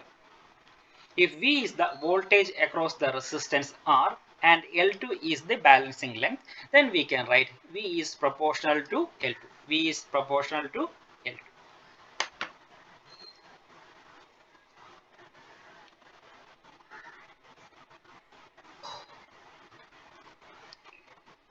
If R is the internal resistance of the cell, then the current through the resistance R is I is equal to EMF divided by total resistance ആണ്. ഇവിടെ EMF E ആണ്, total resistance R plus R ആണ്. ആ റെസിസ്റ്റൻസിലൂടെയുള്ള അല്ലെങ്കിൽ റെസിസ്റ്റൻസിന് across ആയിട്ടുള്ള വോൾട്ടേജിന്റെ equation നമുക്ക് Ohm's ലോയിൽ നിന്ന് എഴുതാം. V is equal to I into R. ഐയുടെ വാല്യൂ നമ്മൾ സബ്സ്റ്റിറ്റ്യൂട്ട് ചെയ്യുന്നു. അപ്പോൾ ER divide by R plus R എന്ന് കിട്ടുന്നു. ഈ വിയുടെ വാല്യൂ നമ്മൾ ഇക്വേഷൻ നമ്പർ 5 സബ്സ്റ്റിറ്റ്യൂട്ട് ചെയ്യുന്നു. അപ്പോൾ equation ER divide by R plus R proportional to L2 എന്ന് കിട്ടും. Equation number 6. ഇനി ഇക്വേഷൻ നമ്പർ 5ഉം ഇക്വേഷൻ നമ്പർ 4ഉം ഇക്വേഷൻ നമ്പർ 6ഉം കൂടെ നമ്മൾ ഡിവൈഡ് ചെയ്യുന്നു. അപ്പോൾ നമുക്ക് എന്ത് കിട്ടും? E into R plus R divided by ER is equal to L1 divided by L2 എന്ന് കിട്ടും. പിന്നീട് നമ്മൾ ഇതിന്റെ ഒരു റീഅറേഞ്ച്മെന്റ് നടത്തി സ്മോൾ ആറിന്റെ ഇക്വേഷൻ കണ്ടുപിടിക്കുക എന്ന് മാത്രമേ ഉള്ളൂ. ഇയും ക്യാൻസൽ ചെയ്ത് പോയി കഴിഞ്ഞാൽ നമുക്ക് ഇക്വേഷൻ ഇതേ രീതിയിൽ കിട്ടും. ഇവിടെ ലെഫ്റ്റ് ഹാൻഡ് സൈഡ് റീഅറേഞ്ച് ചെയ്ത് കഴിഞ്ഞാൽ നമുക്ക് 1 plus R by R equal to L1 divide by L2 എന്ന് കിട്ടും. അതിൽ നിന്ന് സ്മോൾ ആറിൻ്റെ ഇക്വേഷൻ നമുക്ക് എഴുതാം. Small R is equal to L1 divide by L2 minus 1 into R എന്ന് എഴുതാം. അപ്പോൾ ഇതേ രീതിയിലാണ് ഒരു സെല്ലിൻ്റെ ഇൻറ്റേർണൽ റെസിസ്റ്റൻസ് നമ്മൾ കാൽക്കുലേറ്റ് ചെയ്യുന്നത്.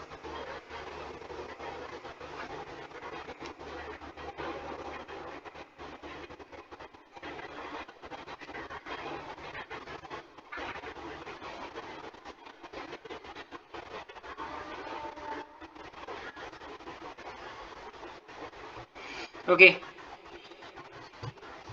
ഡൗട്ട് എന്തെങ്കിലും ഉണ്ടോ?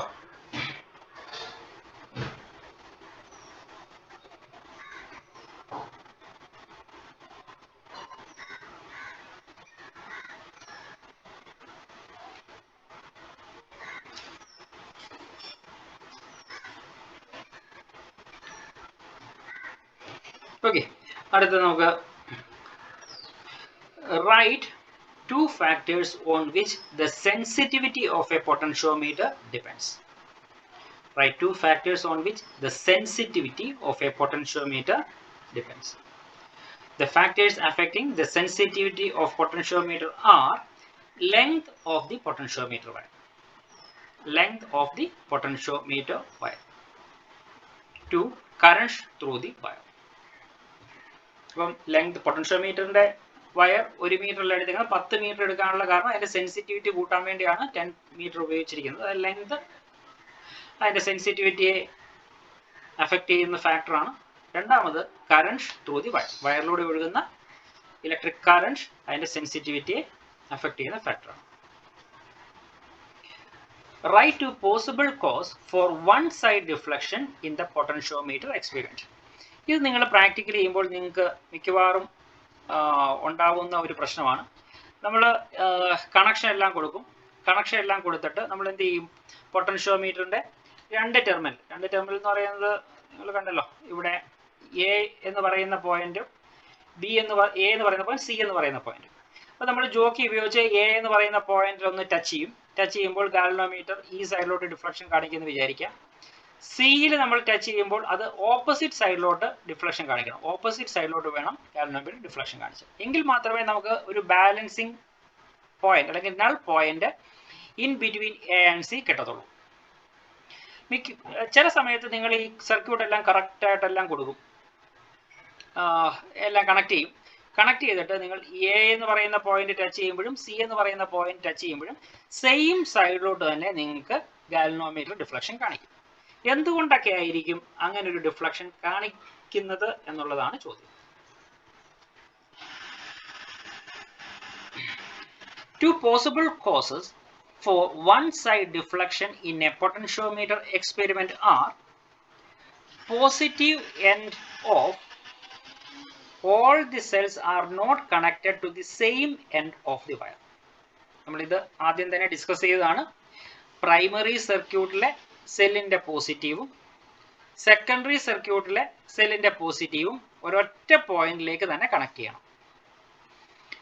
അങ്ങനെ കണക്ട് ചെയ്തിട്ടില്ല എന്നുണ്ടെങ്കിൽ നിങ്ങൾക്ക് വൺ സൈഡ് ഡിഫ്ലക്ഷൻ കിട്ടും, സിംഗിൾ സൈഡ് ഡിഫ്ലക്ഷൻ ആയിരിക്കും കിട്ടുക. അതായത് നൾ പോയിന്റ് നിങ്ങൾക്ക് കിട്ടില്ല. അപ്പോൾ the positive end of the all the cells are not connected to the same end of the wire. രണ്ടാമത്തെ മറ്റൊരു റീസൺ കോസ് എന്ന് പറയുന്നത് the EMF of the cell connected in the main circuit means primary circuit is less than the EMF of the cell whose EMF have to compare. Primary സർക്യൂട്ടിൽ connect ചെയ്തിരിക്കുന്ന സെല്ലിന്റെ EMF secondary സർക്യൂട്ടിൽ connect ചെയ്യുന്ന സെല്ലിന്റെ EMF-നേക്കാൾ കൂടുതലായിരിക്കണം.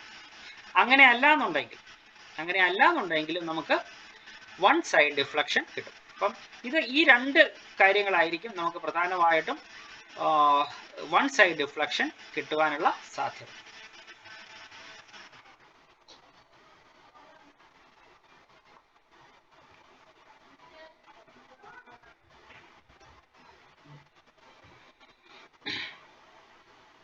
Write two factors by which current sensitivity of a potentiometer can be increased.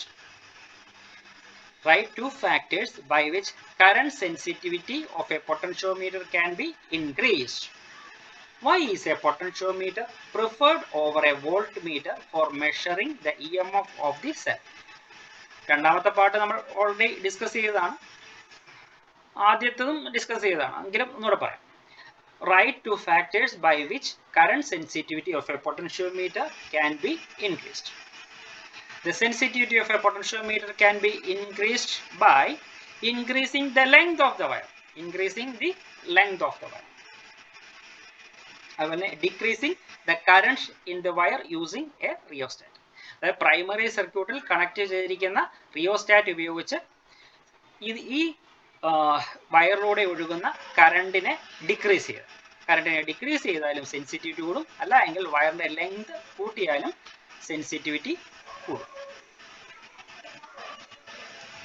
രണ്ടാമത്തെ part നമുക്കറിയാം. Potentiometer is preferred over volt meter because it measures accurate EMF of the cell. Potentiometer ഉപയോഗിച്ച് മാത്രമേ നമുക്ക് ഒരു സെല്ലിന്റെ EMF മെഷർ ചെയ്യാനൊക്കത്തുള്ളൂ. കാരണം potentiometer null deflection മെത്തേഡാണ് ഉപയോഗിക്കുന്നത്. അതായത് സെല്ലിൽ നിന്നും കറണ്ട് ഒന്നും ഡ്രോ ചെയ്യുന്നില്ല. കാരണം ഗാൽവനോമീറ്റർ സീറോ ഡിഫ്ലക്ഷൻ ആണ് കാണിക്കുന്നത്. ഗാൽവനോമീറ്റർ സീറോ ഡിഫ്ലക്ഷൻ കാണിക്കുക എന്ന് പറഞ്ഞാൽ സെല്ലിൽ നിന്നും കറണ്ട് ഒന്നും ഡ്രോ ചെയ്യാതാണ് നമ്മൾ ഈ ഇൻസ്ട്രുമെന്റ് ഉപയോഗിച്ച് സെല്ലിന്റെ EMF കാൽക്കുലേറ്റ് ചെയ്യുന്നത്. അതുകൊണ്ട് potentiometer is preferred over voltmeter because it measures accurate EMF of the cell. It uses null method, so no current drawn from the galvanometer drawn by the galvanometer from the cell. A voltmeter measures the voltage across the terminals of the cell when cell is in closed circuit. The voltmeter will measure the potential difference or voltage, terminal voltage. Okay, because the voltmeter will draw some current from the cell. This voltage is called terminal voltage of the cell, not EMF. അപ്പം voltmeter ഉപയോഗിച്ച് നമുക്ക് terminal voltage മാത്രമേ measure ചെയ്യാനൊക്കത്തുള്ളൂ. Potentiometer ഉപയോഗിച്ച് മാത്രമേ നമുക്ക് സെല്ലിന്റെ EMF measure ചെയ്യാനൊക്കത്തുള്ളൂ. Okay, അപ്പോൾ അത്രയേ ഉള്ളൂ ആ ചാപ്റ്റർ. ഒരു വലിയൊരു ചാപ്റ്റർ ആയിരുന്നു. വലിയ ചാപ്റ്റർ അത്രയേ ഉള്ളൂ. ഈ ടോപ്പിക്കിൽ എന്തെങ്കിലും ഡൗട്ട് ഉണ്ടെങ്കിൽ ചോദിക്കാം, അല്ലെങ്കിൽ നമുക്ക് അടുത്ത ചാപ്റ്ററിലേക്ക് കടക്കാം.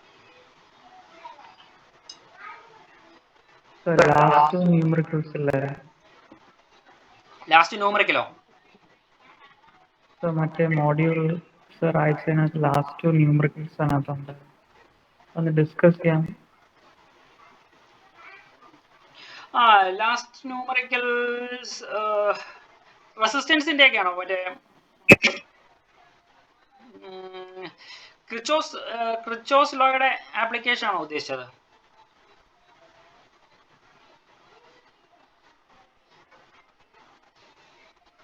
So that exercise 3.12.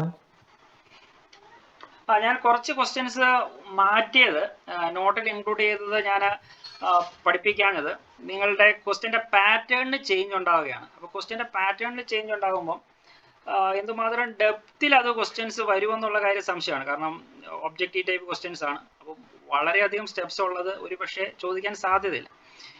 അപ്പം ആ ക്വസ്റ്റ്യൻസ് നമുക്ക് ഒബ്ജക്റ്റീവ് എന്ന രീതിയിൽ മാറ്റിയിട്ട് അതനുസരിച്ചുള്ളത് പ്രിപ്പയർ ചെയ്താൽ മതിയല്ലോ എന്ന് കരുതിയാണ് വളരെ സ്റ്റെപ്സ് കൂടിയത് അവോയ്ഡ് ചെയ്തത്.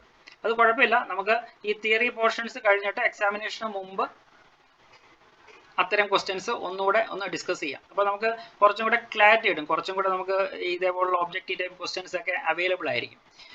അപ്പോൾ അതും കൂടെയൊക്കെ വെച്ചിട്ട് നമുക്ക് എക്സാമിനേഷന് മുമ്പ് റിവിഷൻ ടൈമിൽ അത്തരം ക്വസ്റ്റ്യൻസ് കൂടുതൽ ചെയ്യാം. അല്ലെങ്കിൽ ഒത്തിരി സ്റ്റെപ്സ് ഉള്ളത് ഈ വർഷം നമുക്ക് ചോദിക്കാൻ സാധ്യതയില്ല. ഫസ്റ്റ് ടേമിൽ എക്സാമിനേഷൻ ചോദിക്കാനുള്ള സാധ്യതയില്ല. നമ്മൾ പിന്നെ വെറുതെ സമയം കളയുകയാണ്. അപ്പോൾ അതുകൊണ്ടാണ് ഞാൻ അത്തരം ക്വസ്റ്റ്യൻസ് നോട്ട്സിൽ നേരത്തെ ഞാൻ ഇൻക്ലൂഡ് ചെയ്തതാണ്. അതുകൊണ്ടാണ് ഡിസ്കസ് ചെയ്യാൻ. നമുക്ക് പിന്നീട് നമുക്ക് ഡിസ്കസ് ചെയ്യാം.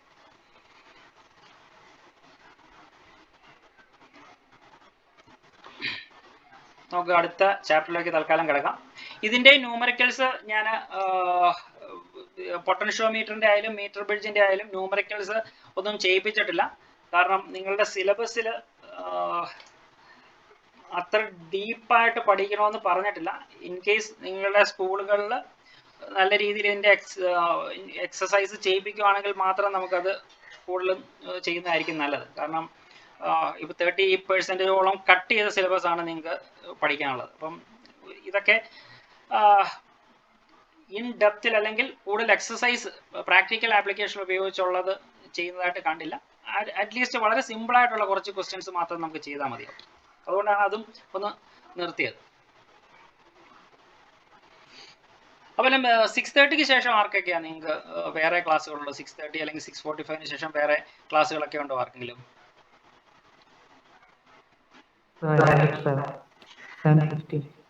7:15. ഓക്കെ, വേറെ ആർക്കെങ്കിലും ഉണ്ടോ 6:30 ശേഷം?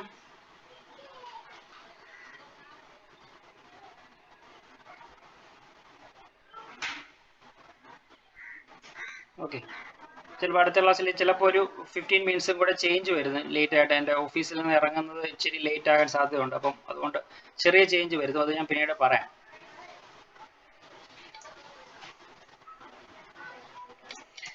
നമുക്ക് അടുത്ത ഒരു ചാപ്റ്ററിലേക്ക് കിടക്കാം.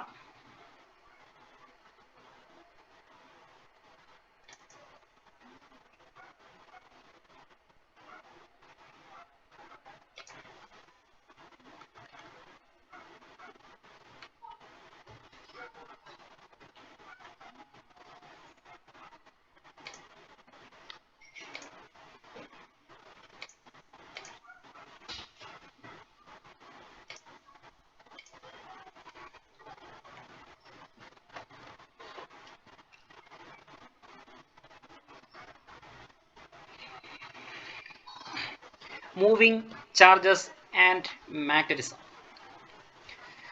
നമ്മൾ ഈ ഇപ്പോൾ പഠിച്ച 3 ചാപ്റ്റേഴ്സിലും നമ്മൾ എന്ത് പഠിച്ചു എന്നുള്ളത് നമുക്കൊന്ന് നോക്കാം. ഫസ്റ്റ് ചാപ്റ്ററിൽ, ഫസ്റ്റും സെക്കൻഡ് ചാപ്റ്റർ ഇലക്ട്രോസ്റ്റാറ്റിക്സ് എന്ന് പറയുന്ന ചാപ്റ്ററാണ് നമ്മൾ പഠിച്ചത്. അതായത് സ്റ്റേഷനറി ചാർജസിനെ കുറിച്ചാണ് നമ്മൾ പഠിച്ചത്. ആ 2 ചാപ്റ്ററിൽ പഠിച്ച ഏത് ടോപ്പിക്ക് വേണമെങ്കിലും നിങ്ങളോട് എടുത്ത് നോക്കിക്കേ, സ്റ്റാറ്റിക് ചാർജസിനെ കുറിച്ചാണ് നമ്മൾ പഠിച്ചത്. Electric field intensity, electric force, പിന്നെ കപ്പാസിറ്റേഴ്സ്, അങ്ങനെയുള്ള എല്ലാ ടോപ്പിക്കും സ്റ്റാറ്റിക് ചാർജസിനെ കുറിച്ചാണ് പഠിച്ചത്. അപ്പം ചാർജ് സ്റ്റേഷനറി ആയിട്ടിരിക്കുന്നതിനെ കുറിച്ച് നമ്മൾ ആദ്യത്തെ 2 ചാപ്റ്ററിൽ പഠിച്ചു. മൂന്നാമത്തെ ചാപ്റ്റർ നമ്മൾ ഇപ്പോൾ പഠിച്ചു നിർത്തിയ ചാപ്റ്ററിൽ ഈ ചാർജ് സ്റ്റേഷനറി ആയിട്ടിരിക്കുന്ന ചാർജിനെ നമ്മൾ മൂവ് ചെയ്യിച്ചു. ചാർജ് മൂവ് ചെയ്യാൻ ആരംഭിച്ചു. ചാർജ് മൂവ് ചെയ്യുമ്പോൾ അതിനെ ഇലക്ട്രിക് കറണ്ട് എന്നാണ് പറയുക. ആ ഇലക്ട്രിക് കറണ്ടിനെ കുറിച്ചാണ് നമ്മൾ 3rd ചാപ്റ്ററിൽ പഠിച്ചത്. ഇനി 4th ചാപ്റ്ററിലേക്ക് വരുമ്പോൾ എന്താണെന്ന് നോക്കിക്കേ, മൂവ് ചെയ്യുന്ന ചാർജ് അല്ലെങ്കിൽ അതായത് ഇലക്ട്രിക് കറണ്ട് ഇലക്ട്രിക് ഫീൽഡ് കൂടാതെ ഒരു മാഗ്നറ്റിക് എഫക്റ്റും കൂടെ ഉണ്ടാകും. അതിനെക്കുറിച്ചാണ് നമുക്ക് ഈ ചാപ്റ്ററിൽ പഠിക്കാനുള്ളത്. Okay, moving charges and magnetism. A stationary electric charge produces an electric field. നമ്മൾ ഫസ്റ്റ് ചാപ്റ്ററിൽ പഠിച്ചതാണ് അല്ലേ? ഒരു ചാർജ് വെറുതെ ഇരിക്കുകയാണെങ്കിൽ അതിന് ചുറ്റിനും എന്തുണ്ടാവും? ഒരു ഇലക്ട്രിക് ഫീൽഡ് ഉണ്ടാവും. അതിന് ചുറ്റിനും ഒരു ഇലക്ട്രിക് ഫീൽഡ് ഉണ്ടാവും. അപ്പോൾ a stationary electric charge produces an electric field. In this chapter, we will study a moving electric charge produces a magnetic field. Moving electric charge produces a magnetic field over and above the electric field. Over and above the electric field എന്ന് പറഞ്ഞാൽ എന്താണ്? ഒരു positive ചാർജിനെ നമ്മൾ move ചെയ്യിക്കുകയാണെങ്കിൽ ആ positive ചാർജിന് ചുറ്റും ഒരു electric field already ഉണ്ട്. ആ ഇലക്ട്രിക് ഫീൽഡ് കൂടാതെ ഒരു മാഗ്നറ്റിക് ഫീൽഡും കൂടെ ഉണ്ടാകുന്നതായിട്ട് നമുക്ക് മനസ്സിലാക്കാം. ഓക്കെ, അപ്പം in addition to the electric field, when a charge moves, a magnetic field is also produced. Concept clear ആണല്ലോ?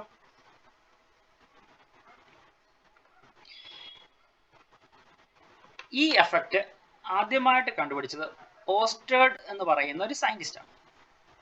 അദ്ദേഹം ഇത് ആക്സിഡന്റലി കണ്ടുപിടിച്ചാണ്. അദ്ദേഹം ഒരു ഡെമോൺ ലെക്ചർ നടത്തുമ്പോൾ ഒരു കണ്ടക്ടറിലൂടെ ഇലക്ട്രിക് കറണ്ടിനെ പാസ് ചെയ്യിച്ച് കൊണ്ടുള്ള ഒരു ഡെമോൺസ്ട്രേഷൻ നടത്തുകയാണ്. അപ്പോൾ അതിൻ്റെ സൈഡിൽ വെറുതെ വെച്ചിരുന്ന ഒരു കോമ്പസ് നീഡിൽ വെറുതെ ഇരിക്കുകയാണ്. ഈ എക്സ്പെരിമെന്റുമായിട്ട് ബന്ധമൊന്നുമില്ലായിരുന്നു, വെറുതെ കോമ്പസ് നീഡിൽ വെച്ചാണ്.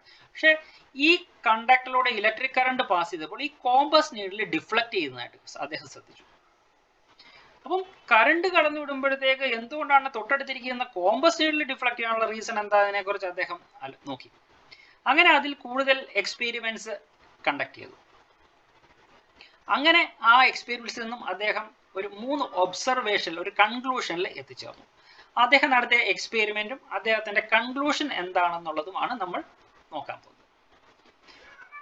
Oersted performed a simple experiment to demonstrate the magnetic effect of electric current. The magnetic effect of electric current. His observation were as follows. When sufficient current was allowed to pass through a wire AB placed along the axis of a magnetic needle kept directly below and close to the wire, the needle was found to deflect from its normal position.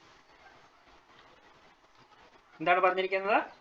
When a sufficient current was allowed to pass through a wire AB. AB എന്ന് പറയുന്ന wire കണ്ടോ? This is A and this is B. ഇതൊരു വയറാണ്, ഒരു copper wire. ആ copper വയറിലൂടെ നിങ്ങൾ electric കറണ്ടിനെ കടത്തിവിട്ടു. Electric കറണ്ടിനെ കടത്തിവിടണമെന്നുണ്ടെങ്കിൽ നമ്മളൊരു potential difference apply ചെയ്യണം അല്ലേ? അപ്പോൾ നമ്മൾ ഈ സെൽ ഉപയോഗിച്ച് ഒരു പൊട്ടൻഷ്യൽ ഡിഫറൻസ് എയ്ക്കും ബിക്കും ബിറ്റ്വീൻ ആയിട്ട് സപ്ലൈ ചെയ്തു. ഒരു കീയും കണക്ട് ചെയ്തിട്ടുണ്ട്. അപ്പം കറണ്ട് എങ്ങനെ ഒഴുകും? കറണ്ട് സെല്ലിന്റെ പോസിറ്റീവിൽ നിന്നും ഫ്ലോ ചെയ്യാൻ ആരംഭിക്കും. അത് എയിലെത്തി ബിയിലൂടെ കയറി ഇറങ്ങി കീ ക്ലോസ്ഡ് ആണ്, കീയിൽ നിന്ന് നെഗറ്റീവ് ടെർമിലെത്തി. അപ്പോൾ സർക്യൂട്ട് കംപ്ലീറ്റ് ആയി.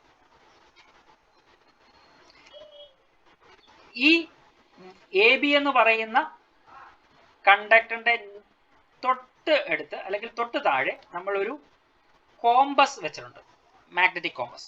കോമ്പസ് കണ്ടിട്ടുണ്ടോ നിങ്ങൾ? കോമ്പസ്, ചെറിയ കോമ്പസ് ലാബിൽ കണ്ടിട്ടില്ലേ? കണ്ടുണ്ട്. ഓക്കെ. അങ്ങനെ ഒരു കോമ്പസ് നീഡിൽ നമ്മൾ അതിന്റെ തൊട്ട് താഴെ വളരെ അടുത്ത് ഫിക്സ് വെച്ചിട്ടുണ്ട്. When a sufficient current was allowed to pass through a wire AB placed along the axis of the magnetic needle kept directly below and close to the wire, the needle was found to deflect from its normal position. അപ്പം ഈ A B എന്ന വയറിലൂടെ electric current കടന്നു പോകുമ്പോൾ ഈ needle deflect ചെയ്യുന്നതായിട്ട് അദ്ദേഹം കണ്ടു. അതാണ് ഫസ്റ്റ് ഒബ്സർവേഷൻ. രണ്ടാമത് അദ്ദേഹം എന്ത് ചെയ്തു? The deflection of the needle was found to be in opposite direction on reversing the direction of the current. അദ്ദേഹം എ ബിയിലൂടെയുള്ള കറണ്ടിന്റെ ഡയറക്ഷൻ റിവേഴ്സ് ചെയ്തു. ആദ്യം നമ്മൾ എ തൊട്ട് ബിയിലോട്ടാണ് ഇലക്ട്രിക് കറണ്ടിനെ പാസ് ചെയ്തത്. ഇപ്പോൾ നമ്മൾ ഈ സെല്ലിന്റെ പോളാരിറ്റി ചേഞ്ച് ചെയ്തു. പോളാരിറ്റി ചേഞ്ച് ചെയ്തപ്പോൾ കറണ്ട് പോളാരിറ്റി ചേഞ്ച് ചെയ്തത് തെറ്റിച്ച വരച്ച് വെച്ചേക്കാം. ഓക്കെ, ഇതാണ് plus minus plus. Okay, polarity change ചെയ്തപ്പോഴത്തേക്ക് അതിന്റെ ഓപ്പോസിറ്റ് ഡയറക്ഷനിൽ ഇലക്ട്രിക് കറണ്ട് ഒഴുകി. ഓപ്പോസിറ്റ് ഡയറക്ഷനിൽ ഇലക്ട്രിക് കറണ്ട് ഒഴുകിയപ്പോൾ നീഡിൽ ഡിഫ്ലക്ട് ചെയ്യുന്നതും ഓപ്പോസിറ്റ് ഡയറക്ഷനിലായി. നേരത്തെ നീഡിൽ ഇങ്ങോട്ടാണ് ഡിഫ്ലക്ട് ചെയ്യുന്നതെങ്കിൽ ഇപ്പോൾ നീഡിൽ ഇങ്ങോട്ട് ഡിഫ്ലക്ട് ചെയ്തു. അപ്പോൾ കറണ്ടിന്റെ ഡയറക്ഷൻ ചേഞ്ച് ചെയ്തപ്പോൾ നീഡിലിന്റെ ഡിഫ്ലക്ഷനും ചേഞ്ച് ചെയ്തു. ഓക്കെ, ഇനി deflection of the magnetic needle changed with the strength of the electric current. കൂടിയ ആംപിയർ കറണ്ട് 1 ആംപിയറിൽ നിന്നും 5 ആംപിയർ കറണ്ട് കടത്തിവിട്ടു. 1 ആംപിയറിൽ നിന്നും 5 ആംപിയർ കറണ്ട്, കൂടുതൽ സ്ട്രെങ്ത് ഉള്ള കറണ്ട് കടത്തിവിട്ടപ്പോൾ നീഡില് കൂടുതൽ ആംഗിളിൽ ഡിഫ്ലക്ട് ചെയ്തു.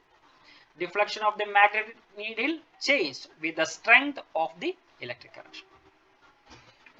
Oersted concluded that electric current in a conductor produces magnetic effect in the space around the conductor.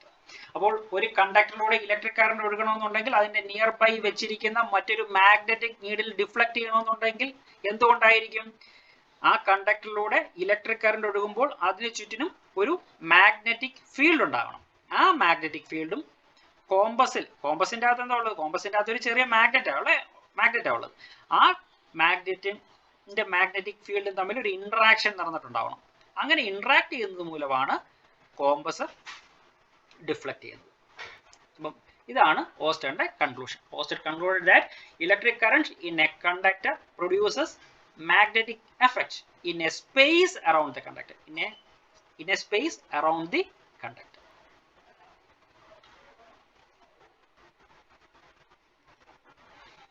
നമുക്ക് magnetic field എന്താണെന്ന് നോക്കാം. ഇലക്ട്രിക് ഫീൽഡ് നമുക്ക് പഠിച്ചിട്ടുണ്ട്. ആ ഇലക്ട്രിക് ഫീൽഡ് പോലെ തന്നെയാണ് മാഗ്നറ്റിക് ഫീൽഡ്. ഒരു ബാർ മാഗ്നറ്റ് നിങ്ങൾ എടുക്കുകയാണെങ്കിൽ ബാർ മാഗ്നറ്റ് ചുറ്റും ഒരു സ്പേസിൽ മറ്റൊരു മാഗ്നറ്റോ അല്ല എങ്കിൽ അയണിൻ്റെ എന്തെങ്കിലും മെറ്റീരിയൽ കൊണ്ടുവന്നു കഴിഞ്ഞാൽ അതിലൊരു ഫോഴ്സ് ആക്ട് ചെയ്യും. ആ ഫോഴ്സ് ആക്ട് ചെയ്യുന്ന മാഗ്നറ്റിന് ചുറ്റുമുള്ള സ്പേസിനെയാണ് നമ്മൾ മാഗ്നറ്റിക് ഫീൽഡ് എന്ന് പറയുന്നത്. ഓക്കെ, ഇലക്ട്രിക് ഫീൽഡ് പോലെ തന്നെയാണ് മാഗ്നറ്റിക് ഫീൽഡ്. അപ്പോൾ എന്താണ് magnetic field? The space around A current carrying conductor or a magnet. The space around a current carrying conductor or a magnet where its magnetic force can be experienced. Is called magnetic field. The space around a current carrying conductor or a magnet where its magnetic force can be experienced is called magnetic field. Magnetic field at a point is also called magnetic field strength. ഒരു പോയിന്റിൽ, ഏതെങ്കിലും ഒരു single പോയിന്റിലെ magnetic ഫീൽഡിനെ നമ്മൾ magnetic field strength അല്ല എങ്കിൽ magnetic intensity എന്ന് പറയാറുണ്ട്. അപ്പം നിങ്ങൾ ടെക്സ്റ്റ് വായിക്കും അല്ലെങ്കിൽ വേറെ ഏതെങ്കിലും നോട്ട്സ് വായിക്കുമ്പോൾ ഇതേപോലുള്ള ടെക്നിക്കൽ ടേംസ് ധാരാളം കേൾക്കും. അപ്പോൾ അതെന്താണെന്ന് മനസ്സിലാക്കുക. ഏതെങ്കിലും ഒരു സിംഗിൾ പോയിന്റിലെ മാഗ്നറ്റിക് ഫീൽഡിനെയാണ് നമ്മൾ magnetic field strength. Electric field intensity നമ്മൾ പഠിച്ചിട്ടുണ്ട്. ഇലക്ട്രിക് ഫീൽഡ് ഇന്റൻസിറ്റി അല്ലെങ്കിൽ electric field strength. Similarly magnetic field strength അല്ലെങ്കിൽ മാഗ്നറ്റിക് ഫീൽഡ് ഇന്റൻസിറ്റി എന്ന് പറയുന്നത് ഏതെങ്കിലും ഒരു പോയിന്റിലെ മാഗ്നറ്റിക് ഫീൽഡിനെയാണ് നമ്മൾ മാഗ്നറ്റിക് ഫീൽഡ് സ്ട്രെങ്ത് അല്ലെങ്കിൽ മാഗ്നറ്റിക് ഫീൽഡ് ഇന്റൻസിറ്റി എന്ന് പറയുന്നത്. അത് നമ്മൾ ഡിനോട്ട് ചെയ്യുന്നത് ബി എന്ന് പറയുന്ന ലെറ്റർ കൊണ്ടാണ്. ഇലക്ട്രിക് ഫീൽഡ് ഇന്റൻസിറ്റി ഏത് ലെറ്റർ കൊണ്ടാണ് റെപ്രസെന്റ് ചെയ്യുന്നത്?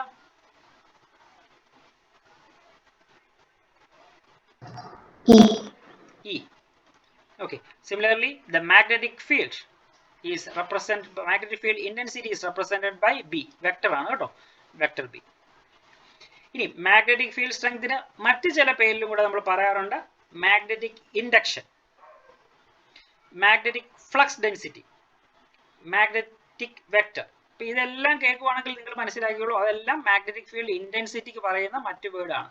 അപ്പൊ മാഗ്നറ്റിക് ഫീൽഡ് ഇന്റൻസിറ്റി അല്ലെങ്കിൽ മാഗ്നറ്റിക് ഫീൽഡ് സ്ട്രെങ്ത് മറ്റു പേരുകൾ എന്തൊക്കെയാണ്?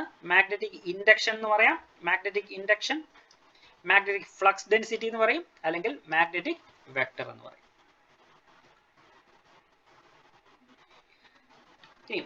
SI unit of magnetic field strength is Tesla.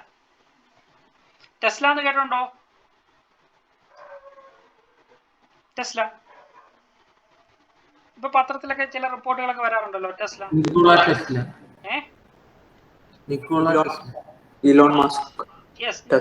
Nicholas Tesla ആണ്, അദ്ദേഹത്തിന്റെ പേരിലാണ് ഇതിന്റെ യൂണിറ്റ് അറിയപ്പെടുന്നത്. ഓക്കെ, ഇപ്പോൾ നമ്മൾ ടെസ്ല എന്ന് കേൾക്കുന്നത് എവിടെയാണ്? Elon Musk Tesla. Elon Musk electric cars അല്ലെ, ഇലക്ട്രിക് കാർസ് പ്രൊഡ്യൂസ് ചെയ്യുന്നുണ്ട്. അപ്പം അദ്ദേഹത്തിന്റെ കാറിന്റെ ആ ബ്രാൻഡ് നെയിം അങ്ങനെ ടെസ്ല എന്നാണ് അദ്ദേഹത്തിന്റെ കമ്പനിയുടെ പേര്.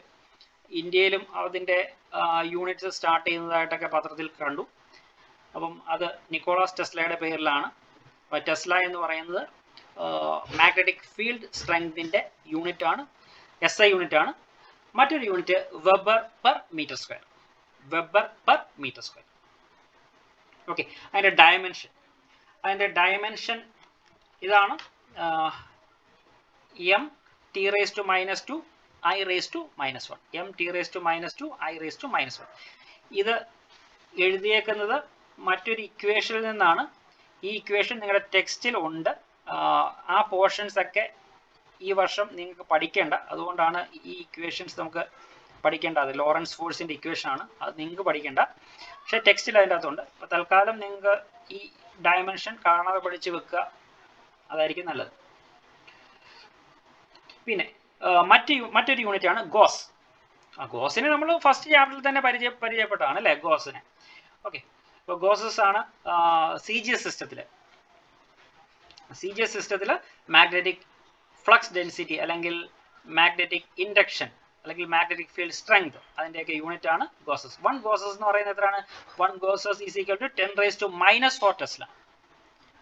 1 gausses is equal to 10⁻⁻⁴ Tesla.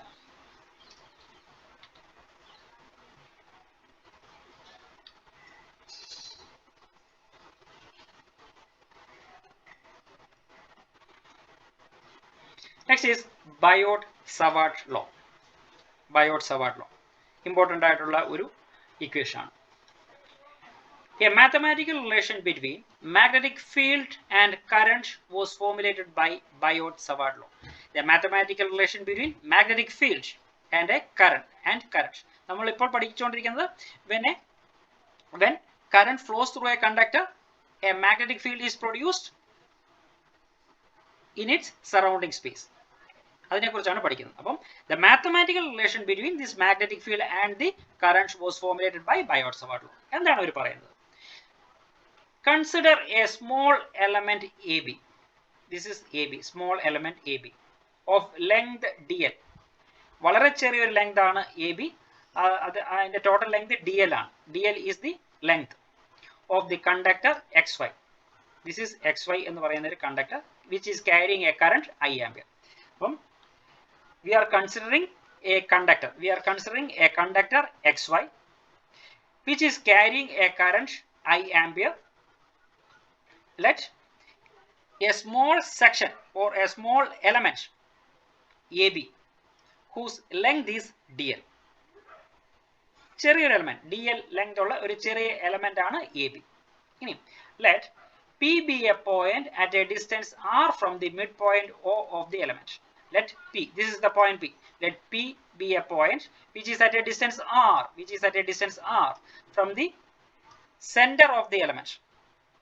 Center point. The center point is O. Let theta be the angle between dl and r. Vector dl and vector r. dl is this length. This length is a vector quantity, and this r is also a vector quantity. Let theta be the angle between the vector dl and vector r. അപ്പോൾ എന്തൊക്കെയാ പറഞ്ഞത്?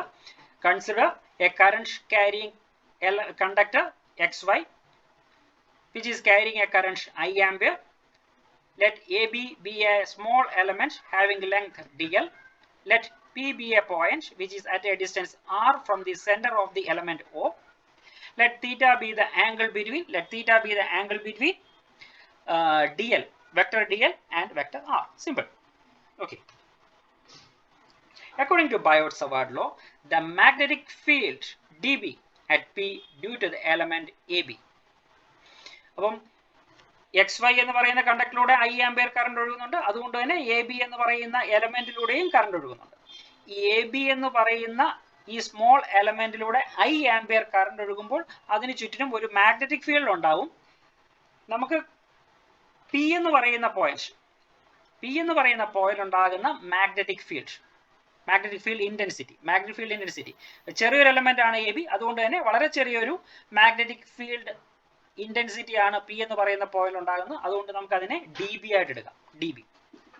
D എന്നുകൊണ്ട് ഉദ്ദേശിക്കുന്നത് വളരെ ചെറിയൊരു quantity, delta അല്ലെങ്കിൽ D എന്നുകൊണ്ട് ഉദ്ദേശിക്കുന്നത് വളരെ ചെറിയൊരു ക്വാണ്ടിറ്റി ആണെന്ന് മാത്രമേ ഉദ്ദേശിക്കുന്നുള്ളൂ. ഇവിടെ dl എന്ന് പറയുന്ന ചെറിയ ലെങ്ത് ആണ്. ആ ലെങ്തിലൂടെ കറണ്ട് ഒഴുകുമ്പോൾ ഉണ്ടാകുന്ന മാഗ്നറ്റിക് ഫീൽഡ് വളരെ ചെറുതാണ്. ആ മാഗ്നറ്റിക് ഫീൽഡ് ഇന്റൻസിറ്റിയുടെ ഇക്വേഷൻ എന്തിനെയൊക്കെ ഡിപ്പെൻഡ് ചെയ്യുമെന്നാണ് പറയുന്നത്. അപ്പോൾ എന്താ പറയുന്നത്? According to Biot-Savart law, the magnetic field dB at P due to the element AB is directly proportional to the strength of the current I. Directly proportional to the strength of the current I flowing through the element. 2. Directly proportional to the length of the element dl. It is directly proportional to the length of the element dl. 3 directly proportional to sine of the angle. Which angle? Angle between vector dl. Theta ഇതിനകത്ത് കണ്ടല്ലോ mark ചെയ്തേക്കുന്നത്. This is theta. Angle between vector dl and vector r. This angle. Okay, directly proportional to sine of the angle and inversely proportional to the square of the distance. Which distance? Distance between the element and the point P. Okay.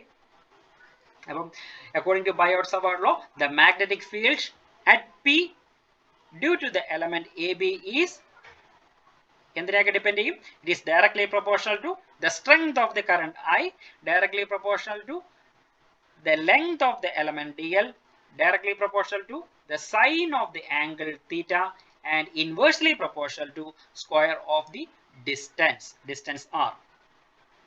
Clear? അപ്പോൾ നമുക്ക് എങ്ങനെ എഴുതാം?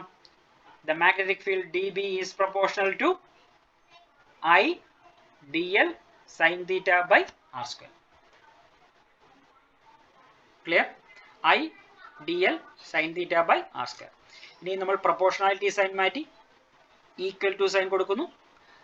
അപ്പോൾ നമ്മളൊരു constant കൊണ്ട് multiply ചെയ്യണം. ഞാൻ ഇവിടെ k എന്ന് പറയുന്ന ഒരു കോൺസ്റ്റന്റ് കൊണ്ട് മൾട്ടിപ്ലൈ ചെയ്തു. അപ്പോൾ ഇക്വേഷൻ എങ്ങനെ എഴുതാം? dB is equal to k into I dl sin theta by r square. And what is k? Where k is a constant and is given by k is equal to mu 0 by 4 pi. Mu 0 by 4 pi. നമ്മൾ electric ഫീൽഡിന്റെ കേസിൽ epsilon 0 എന്ന് പഠിച്ച പോലെ magnetic ഫീൽഡിന്റെ കേസിൽ അത് mu 0 ആണ്. mu 0 എന്ന് പറയുന്നത് മാഗ്നറ്റിക് പെർമിയബിലിറ്റി ആണ്. Magnetic permeability of free space. Epsilon 0 എന്തുവാണ്? What is epsilon 0? Permittivity to yes, it is permittivity of free space. Permittivity. Magnetic field കേസിൽ magnetic permeability ആണ്. Magnetic permeability എന്ന് പറയുന്നത് ഒരു നിങ്ങൾക്ക് മനസ്സിലാക്കാൻ വേണ്ടി ഇത്രേ ഉള്ളൂ. ഒരു magnetic permeability എന്ന് പറഞ്ഞാൽ ഒരു മെറ്റീരിയലിനെ നമ്മൾ മാഗ്നറ്റൈസ് ചെയ്യുക. ഒരു മെറ്റീരിയലിനെ നമ്മൾ മാഗ്നറ്റൈസ് ചെയ്യുമ്പോഴത്തേക്ക് അത് എന്തുമാത്രം മാഗ്നറ്റൈസ് ആവും. അതേപോലെ തന്നെ അതിൻ്റെ ഉള്ളിലേക്ക് എന്തുമാത്രം അത് പെനിട്രേറ്റ് ചെയ്ത് കടന്നു പോകും. അതൊക്കെ മെഷർ ചെയ്യുന്നതാണ് നമ്മുടെ മാഗ്നറ്റിക് പെർമിയബിലിറ്റി എന്ന് പറയുന്നത്. ഓക്കെ, അപ്പം mu 0 എന്ന് പറയുന്നത് magnetic permeability of free space. അപ്പോൾ what is the value of K? The value of K is mu 0 divided by 4 pi. mu 0 divided by 4 pi and its value is 10 raised to minus 7. 10 raised to minus 7. നമ്മൾ first ചാപ്റ്ററിൽ 1/4 pi epsilon 0 എന്ന് അതിൻ്റെ ഒരു value നമ്മൾ പഠിക്കുന്ന പോലെയാണ് ഇവിടെ mu 0 by 4 pi ആണ് ഇവിടെ ഉള്ളത്. mu 0 by 4 pi അതിൻ്റെ value 10 raised to minus 7 tesla metre per ampere ആണ് unit. mu 0 is called magnetic permeability. അപ്പോൾ k യുടെ വാല്യൂ നമുക്ക് സബ്സ്റ്റിറ്റ്യൂട്ട് ചെയ്യാം. k യുടെ വാല്യൂ ഇങ്ങോട്ട് സബ്സ്റ്റിറ്റ്യൂട്ട് ചെയ്യുമ്പോൾ നമുക്ക് ഇങ്ങനെ കിട്ടാം dB is equal to mu 0 by 4 pi into I dl sin theta by r square. Okay, box ചെയ്ത് വെച്ചേരെ, എഴുതി ബോക്സ് ചെയ്തേരെ.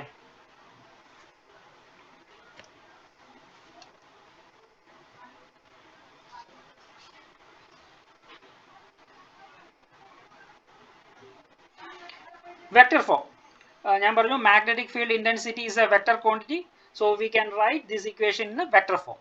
എങ്ങനെ vector form എഴുതാം? Vector dB is equal to mu 0 by 4 pi I. Current is a vector quantity or a scalar quantity? Current is a vector quantity or a scalar quantity?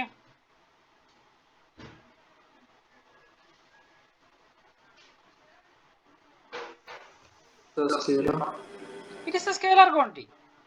Current is a scalar quantity. Okay, മറന്നു പോകരുത്. ഞാൻ വീണ്ടും repeat ആയിട്ട് ചോദിക്കുന്നത് അതുകൊണ്ടാണ്. Current is a scalar quantity. Okay, അപ്പോൾ അതിന് vector sign ഒന്നുമില്ല. dl is the length. Length is a vector quantity and r is also a vector quantity. അപ്പോൾ ഞാൻ എന്താ ചെയ്തത്? dl cross r vector dl cross vector r എന്ന് എഴുതി. അപ്പോൾ ഒരു r എക്സ്ട്രാ ന്യൂമറേറ്ററിൽ വന്നു, അതുകൊണ്ട് ഡിനോമിനേറ്ററിൽ അതിന് അഗൻസ്റ്റ് ആയിട്ട് ഒരു r കൂടെ വന്നു, അതുകൊണ്ടാണ് r ക്യൂബ് എന്ന് എഴുതിയേക്കുന്നത് കേട്ടോ. ഡിനോമിനേറ്ററിൽ r ക്യൂബ് വരാനുള്ള റീസൺ അതാണ്. ന്യൂമറേറ്ററിൽ ക്രോസ് മൾട്ടിപ്ലിക്കേഷൻ ആണ് എടുത്തിരിക്കുന്നത്. ക്രോസ് മൾട്ടിപ്ലിക്കേഷന്റെ മറ്റൊരു പ്രത്യേകത ഈ രണ്ട് ക്വാണ്ടിറ്റി ക്രോസ് മൾട്ടിപ്ലൈ ചെയ്തിരിക്കുകയാണ്. അതുകൊണ്ട് റിസൾട്ടന്റ് ക്വാണ്ടിറ്റി മറ്റൊരു വെക്ടർ ക്വാണ്ടിറ്റി ആയിരിക്കും. അതിനെ എക്സ്പാൻഡ് ചെയ്യുമ്പോൾ സൈൻ തീറ്റ ആയിരിക്കും. ഓക്കെ, നിങ്ങൾക്ക് അറിയാവുന്ന കാര്യങ്ങളാണ്, ജസ്റ്റ് പറഞ്ഞു എന്ന് മാത്രം. Okay, in vector form we can write vector dB is equal to mu0 by 4 pi I dl I vector dl cross vector r divided by modulus of r cube. Modulus of r cube. And what is the direction of this dB? അത് cross product അനുസരിച്ചാണ് വരുന്നത്. The direction of magnetic field is perpendicular to the plane containing dl and r and is given by right hand screw rule. The direction of dB is perpendicular to the plane containing dl and r. dl ന്റെ പ്ലെയിനും r ന്റെ പ്ലെയിനും perpendicular ആയിട്ടായിരിക്കും dB യുടെ direction വരിക. Okay, അപ്പോൾ ഇതാണ് Biot-Savart law. Okay okay, ഇന്ന് ഇത്ര മതി. വേറെ ഡൗട്ട് ആർക്കെങ്കിലും എന്തെങ്കിലും ഉണ്ടെങ്കിൽ ചോദിക്കാം.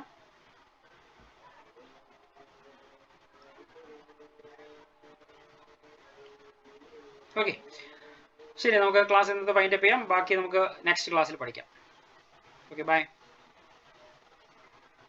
Thank you so much, sir.